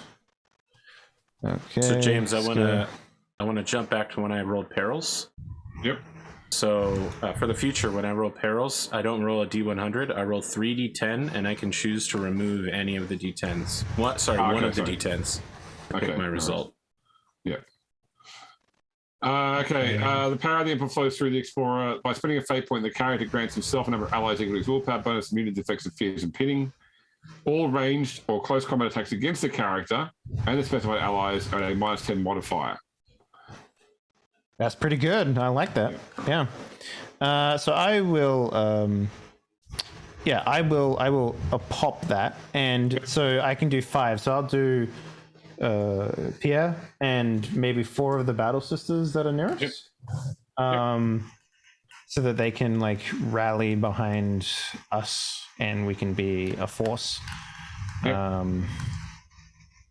And I will gladly distribute weapons to them from my armory that I'm carrying with me, which I believe is a hand flamer, and I think that's it. So I can give one of them a hand flamer, because I wouldn't carry the other weapon on me anymore. Like that doesn't make sense. I wouldn't carry like multiple swords or nothing. Yep. But I would have the hand flamer, so I'd give that to someone. Okay, no worries. And if you allow me to attack, or is that like my action? Not with handing out weapons, that sort of stuff as well. I'd say that's the action is to get everyone rallied and weapons distributed. Okay. Okay. That's fine. Yeah. So maybe I'll also like taunt the demons as well, calling them, this I don't know, heretical spawn and shit like that. I don't know what you would actually use to piss off a demon, but I would be attempting to throw Dawn's very limited lexicon at it. Okay, no worries. As much as I can. So. All right, Plus Adrian, angry, so. Give me a -30 willpower test. Sure. Oh yeah, you can't see me. Well, it's not close enough to get the benefit. It's minus how much? 30. Yeah. Cool. All right, boys. I'm headed back to the ship. I will see you guys later. All right. So next skill check that we make for buying things, everyone gets a smart goggles, and a drone follows Pierre around, and it's like, yeah. So Pierre's always in like the ocular vision of everyone at all times. It's like, yeah. All right, you happy with that? Spoon? I mean, What'd you roll? no, but I'm afraid it would be worse if I rolled a 40. Well, you're almost 50-50 going to be better or worse. So Yeah. I'll spend the fate point to reroll. Okay. That's a brave man. Yeah. that man's a gambler. Yeah. We're gonna have a crashed gun cutter, aren't we? No, you're gonna have a gun cutter that's literally headed back up to the ship. Yeah, but basically the same. Okay. Roll me D100 plus 40. This you want to roll low, I believe, right? Yeah. Cool. Okay. Totally overcome, the character screams and vomits uncontrollably for D5 rounds. During this time, he is helpless and may do nothing and drop everything he is holding. Oh God, it's in my suit. It's in my helmet. Okay. So after D5 rounds, until you snap out of it, you can only take half actions each turn. Okay. Okay. So and you also gain. Is there a half action two for committing insanity a and hover corruption. or something like that? Oh,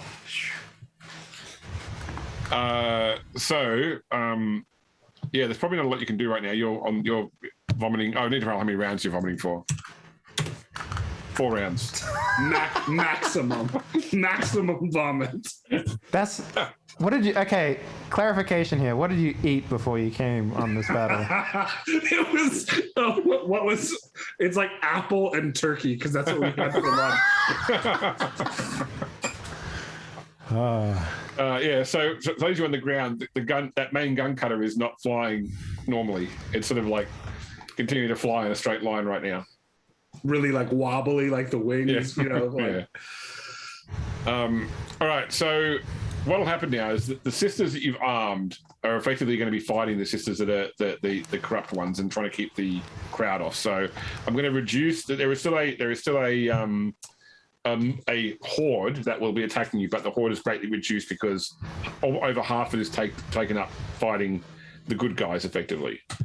So I'm just going to do horde attacks against the 3 of you on the ground. yay! So and as bolt pistols are fired your way.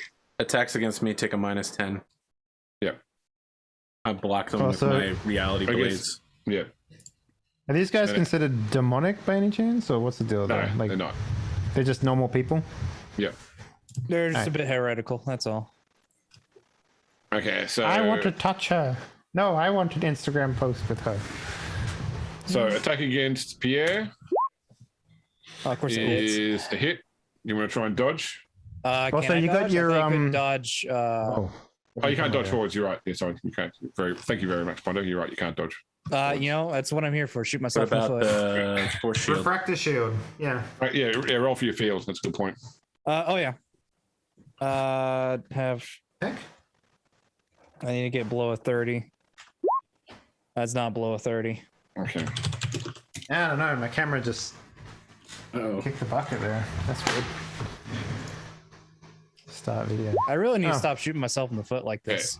17 pin 4. Okay, so it doesn't go through armor. No, it doesn't ignore armor. I'm wearing the regular power armor, so it's 8. So it'd be So 4 if that brings it to 13. Then your toughness is 4. So that it'd brings be it down to 9. My wounds. 9. Okay. Okay. I am at a not great.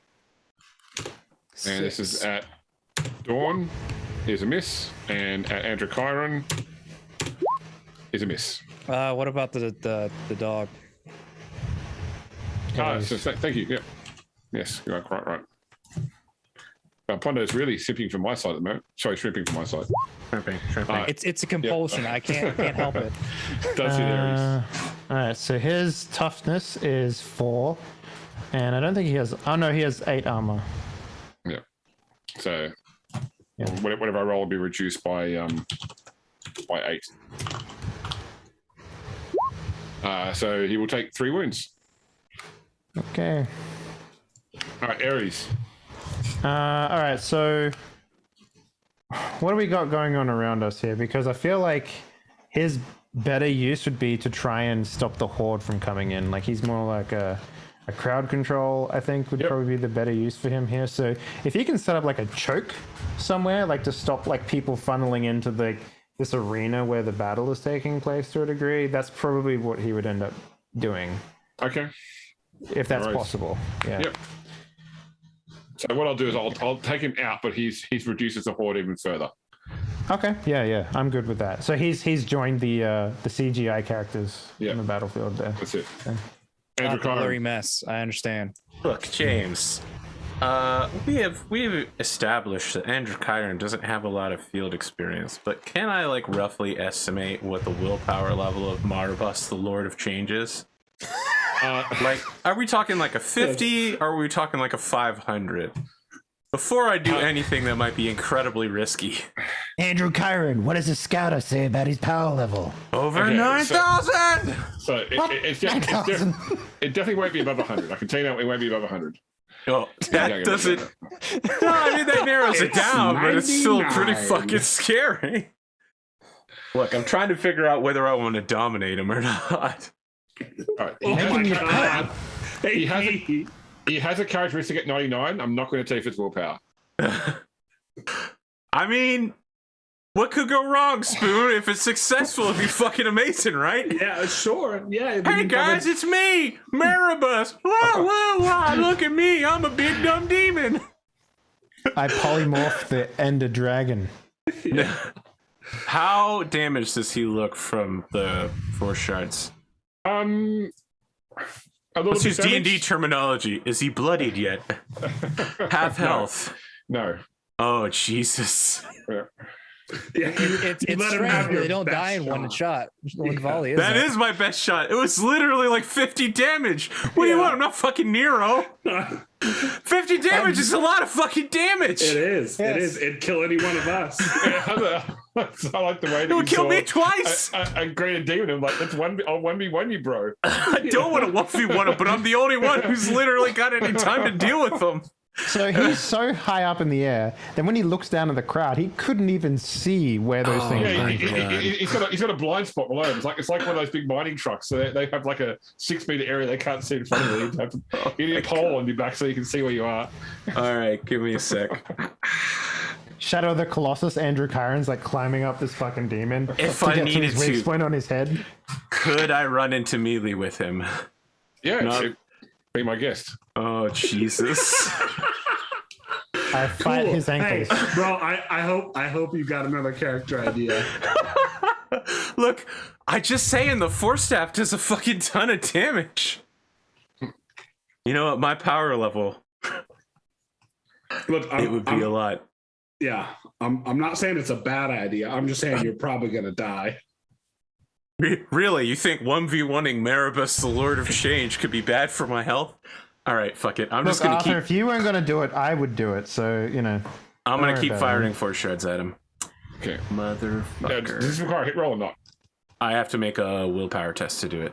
Okay, nice. So I'm gonna say that willpower test is at -10 because he has a ability right now, which is blind to. Sure. I will re-roll that. He knows you're there. That's the issue. True, he does know I'm there. That's not correct. I put -1 instead of -10, so it should be 4.3. Okay. That's fine though. I'll hit him with 5 blades. Do I have 5 blades? Yes, I have exactly 5 blades left, so I'm just gonna unload on his ass. Look at that. Ooh. Oh my god. Emperor's Wrath on the first one, if I can make the roll again, which I do. How the fuck are melee characters supposed to compete with so this that shit? turns from a 26 to 36, 42. 42, okay. You take 7 off that, so that one becomes 35. So that is... and then next one trust is... me, Don. If I hit this guy in melee, I could potentially easily deal over 100 points of damage. Yeah, I have with no one idea. swing. Like, if I roll high enough, okay. I just get 1 attack though, and my attack rating is not very good, and I don't get any bonuses. I just get a 52. Oh, okay, so I get 1 big attack with the Force Staff, and that's it. I remember when Arthur was like, guys, I don't want to be that guy in combat anymore, to Arthur being, hey guys, I'm that guy in combat. Except now, I can potentially kill everyone with a mistake. Yeah, my bullets now are no longer affected by damage or armor. Yes, but the biggest difference here is that Andrew Chiron doesn't have any of Nero's defensive bonuses. He will die instantly if he takes any damage. He will crumple like a can. Is he dead, James? Just tell me he's dead. No, but he is bloodied. Oh, just bloodied? What about 75%? We should come up with a new term for that. Is he? Arthur's like, I got him, guys. He's fucking done. Did you see that damage? And James is like, actually. I love the idea that he's like covered in a smoke cloud. And I'm like, damn, I got him. He's good. The smoke cloud clears, and now he's angry. Yeah. It's definitely that anime moment where the smoke clears and they're still standing, and you're like, what? No way. All right, at the very least, I felt the God Emperor working through me. Okay. That's it. That's all I've got. I'm out of force shards too, so I'm really fucked. He's going to step forward and whack you with the staff of the Fate Walker. This is fun. Is it the size of a fucking building? Like what? The good news is that because you didn't enter combat with him, he had to enter combat with you. He doesn't get to take you 3 times. You have to move to reach that's true. Yeah, exactly. Yeah. He had to move 10 centimeters in his world. He only gets one attack. Perfect. Yeah. There's a hit. I'd like to parry. Okay, I'm going to spend... I can't actually. Yes, I would parry the bus that's flying towards you. Yeah. Parry the redwood-sized staff that he's about to bop you with. Yeah, but I'm parrying with a force staff, so, it's a little stronger than normal. Is that just weapon skill? Weapon skill, yeah. Yes. All right. Mm-hmm. I've never rolled this. Don't fuck up. Boom. He fucking brings a house stun on me, and I get that frame-perfect block. Yeah. Look, I want to make sure that everyone watching knows that, like, when my staff touches it, there's a fucking explosion of warp energy as I just release all of my power through it. What is a force staff anyway? Like, what is it? It's literally, it's okay. So I can channel my psyker energy through it, and whenever I hit people, if they can be affected by warp energy, I can basically just psychically assault their bodies, in addition to hitting them. So like, just like physically hitting people isn't that bad, but like, it's just a regular staff. But the psychic energy is an additional D10 for each level of failure. So you're smiting them, basically, yeah? Yes. Yep. I'm palading them right now. So right, James, it's a regular staff, that's it. Yep. I fucking block a building. What happens next? That's it. That's his turn. Pierre. No. Just give me one more thing. So I like that he's just standing there, afraid, and it's like the dude who cane swords, right? You're just surprised when he, and then he resumes his sitting animation, where hand on both parts of the staff, just like, yep. Just waiting for the next attack. I figured that he was like effectively swinging the staff out to swat you out of the way. Yeah. And instead, you've done the whole sort of anime like foot dug in and like you've been pushed back like 3 meters. But like with 2 furrows in the ground where your feet were. But you're still I'm blind too, so it's literally just like that anime moment where the veil falls off and there's no eyes, and I'm just like, what was that? All right, my question is, I'll solo the greater demon, guys. No problem. Adrian, let me know when you want to just come pick us up afterwards. It wasn't my idea to bring pizza. Keep me in the show. Yeah, exactly. It'll have vomit all over it, but sure. Just in case he hit, James, what kind of damage would I have been looking at? It's 2d10 plus 8, ignoring armor. I could just die, like instantly, on an average roll. So my question is, I know Adrian is out of commission. Is the gunners using the heavy bolters out of commission as well? Well, they're pilot controlled. No, the heavy bolters aren't pilot controlled. Oh, so yeah, right. The autocannons. Yeah. So yeah, I'd say that they're not. Well, okay. I need to make a general test for your crew on the fear table. So your crew have a base skill of 40, which means they're rolling. You're about to make this worse, Pondo. Why would you do this? They're gonna start shooting at us. Okay. I come back and land, and it's the ramp just comes down, and there's just a wave. Okay. So you have to roll. Everyone on the crew got that same. Unbelievable. Okay. Yeah. All right. Okay. Here's the problem. The other crew in the gun cutters, they get the result of fate dead away. The character keels over, remains unconscious D5 rounds. Once he regains consciousness, he is shaken and takes all tests at -10. The character gains insanity and corruption points. Now, that will mean that because the NPCs gain corruption points, that Spoon is now on a gun cutter with a couple of chaos spawn. Thanks, Pondo. Thanks, Pondo. And I'm puking uncontrollably. Hey, boss, let us help you clean up that puke with a bag over your head. This is what I get for trying to think of ways to help us in the situation and just. You make things worse. Okay. Well. It's all right. We believe in you, Pondo. You'll make it better. Okay. I hope.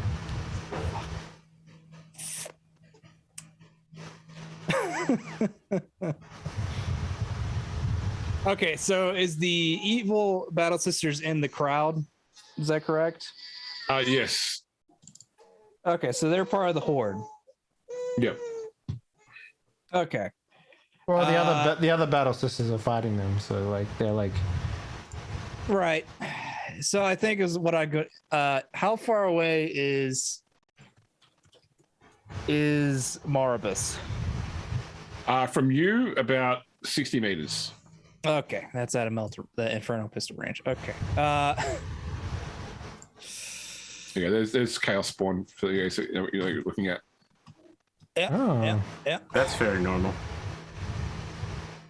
For chaos spawn, yeah. Good luck, Adrian. Make sure Adrian finishes vomiting and looks at his companions and then continues vomiting. Like, As soon as I'm done vomiting, these dudes are fucking toast. I don't have really anything to help fight against the horde because I'm guessing they have an armor rating since it's technically sororitas they're in the mix.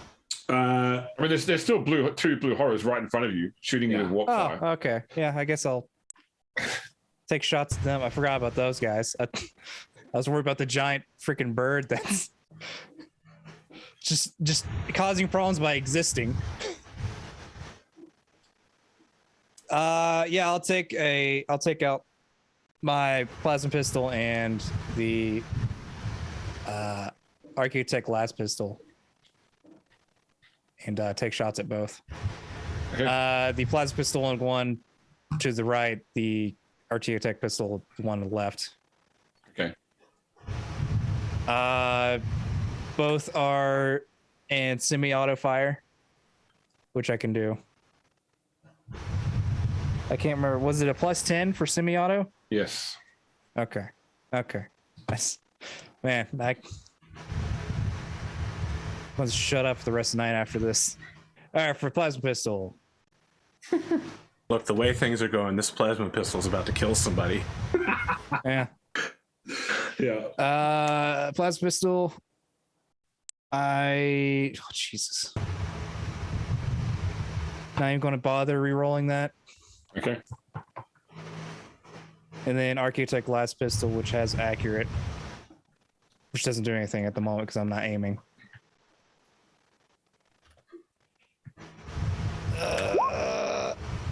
That hits. hey. Hits, Okay. so 2 would hit. Also, I think. Oh wait, no, that doesn't affect anyone else. Don't worry. My armor gives me the all demons have -10 to dodge or something. They're Willpower test. Yeah. Does it try to dodge? It could try to dodge it. Yeah, we'll try to dodge. No. Okay. Is it killed with the first shot? Because it still has a second shot. How much damage is it? Sorry, it's 12 damage. 12 pin 2, if that matters. Okay. No, so it will not kill by the first shot. Then 11. Is killed by the second shot. Okay, and it goes into the cinder horrors. No. The brimfire horrors. No, that's only in the ball game. Back when this was written, there were only pink horrors and blue horrors. That's nice. Yeah. All right. So the remaining horror. So you killed the one that was on Dawn. So the one that was on you is still shooting at you. Oh, okay. Still flaming on you. That's fine. Thanks. All right.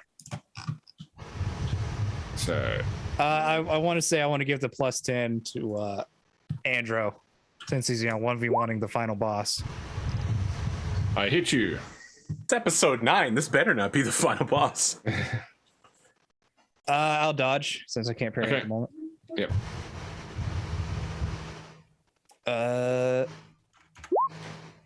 Oof. Oh, I'll re-roll because No, it doesn't matter because the points don't matter. It's just the degree of success that actually matter. So he rolled 1, you roll 1. Therefore, it's even and defending. Oh, okay. wins. I thought the degrees of success mattered. Okay. No, not the point. The fact that roll 20 shows the point is the thing that roll 20 does. Oh, 1 okay. degree of success. That's it. Fair enough. All right. Okay. So Dawn. I suppose. Am I able to get to this Maribus? Like, how far are my wings? Like, can I? How does the flat work with the wings? So you could fly into melee combat as a full action, but not attack. You couldn't quite get to him in a full action. Right. Okay. Well, in that case, it might be best to.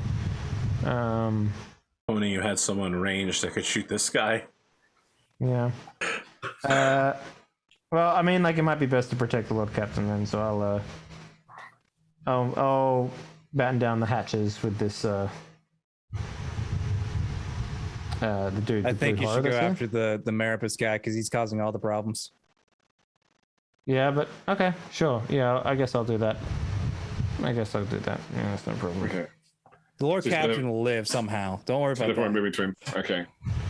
All right, Adrian, I know that you're currently vomiting, but I'm going to say, so right now, you are vomiting. You cannot control the gun cutter in your current state, but you can perceive that it is flying. It is beginning an unintended navigation into terrain. Okay. There are two that you can sense, two things coming at you from within the gun cutter. Mhm. You know, reflexively, what is Adrian? What's Adrian's first concern? Getting out, trying to level the flight, trying to defend against what's coming at him from behind. I think his reflex is to probably steady the ship, Okay. and try and not crash, Okay. No worries. or at least come to some sort of a landing. Okay. Give me a piloting roll at -30. Okay. Blind piloting. This might actually be interesting.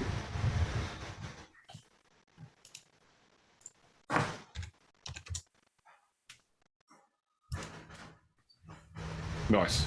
Yep. Okay. So you hard ditch this aircraft. Okay. So if effectively you don't have the immediate stops that goes through like that. You come in and come at an angle, but it still cuts a furrow through what is effectively rocky ground. Yeah. And shafts of daylight come in from parts where daylight shouldn't enter. These things are thrown because they are coming towards you, so they are thrown through the canopy. Okay. But you're safely buckled in. And it comes to you have a moment to sort of feel, I've any land's a good landing before you start heaving and get into your, Yeah. into your suit. Yeah, I go. Made it. I lived, bitch. All right, so now it's just the horde attacks. So this is at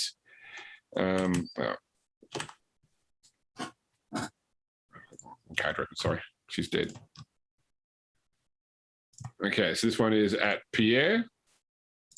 Excellent. That's not excellent. That's a hit. You already dodged it. Oh, you can't dodge it anyway. No, I already shot myself in the foot in that one. Don't worry. Can you do I need to- reflector or whatever? I'm hoping. Yeah, roll it. Nope. Okay. 20 okay. pin 4. So -8 on that. So I take 12. Yep. I would be at -6. but I have true grit, so it'd be -3. -3. Okay. Explosive in the head. Okay, that doesn't sound great. It's just like you go to defend yourself with a plasma pistol and like it explodes. So, Okay, so I'm going to tell you first what you would have got. You didn't have true grit. Okay, so this is -6 explosive in the head. The target's head explodes under the force of the attack, leaving his headless corpse to spurt blood from the neck for the next few minutes. Needless to say, this isn't fatal. Instead, what you get is the detonation leaves the target's face a bloody ruin and scores a small cut from a score of small cuts. The target takes 2 levels of fatigue. oh yeah, that's so instant death to. You get a little bit of a cut. Yeah, you've got some sweet new scars. Yeah, and you're a bit tired. Yeah. Your charm goes up by 4 points.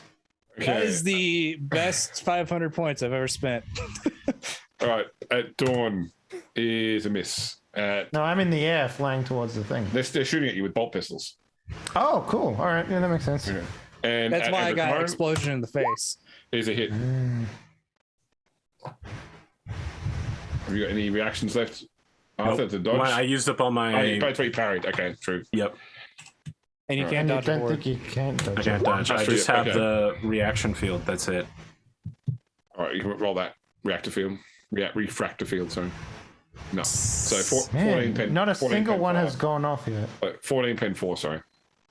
I have an armor rating of 11, so I take off 6. Means I take 8 damage. Yeah.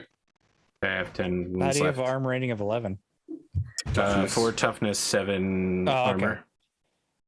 Okay, because toughness is separate because it can't Yeah. be lowered. Typically.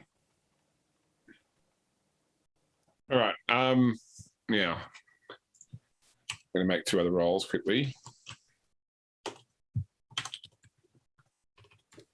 One and okay, no. The other 2 gun cutters go very directly into terrain.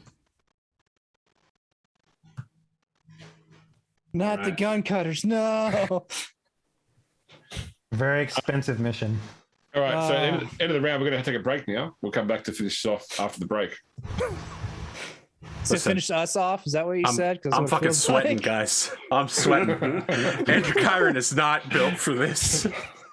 He's like, oh, what's that, Governor? Mind scan. You guys are like, ooh, look at Arthur dealing tons of damage, and I'm like, that's it. I can't use that power again. I get it one time. Yeah. Yeah.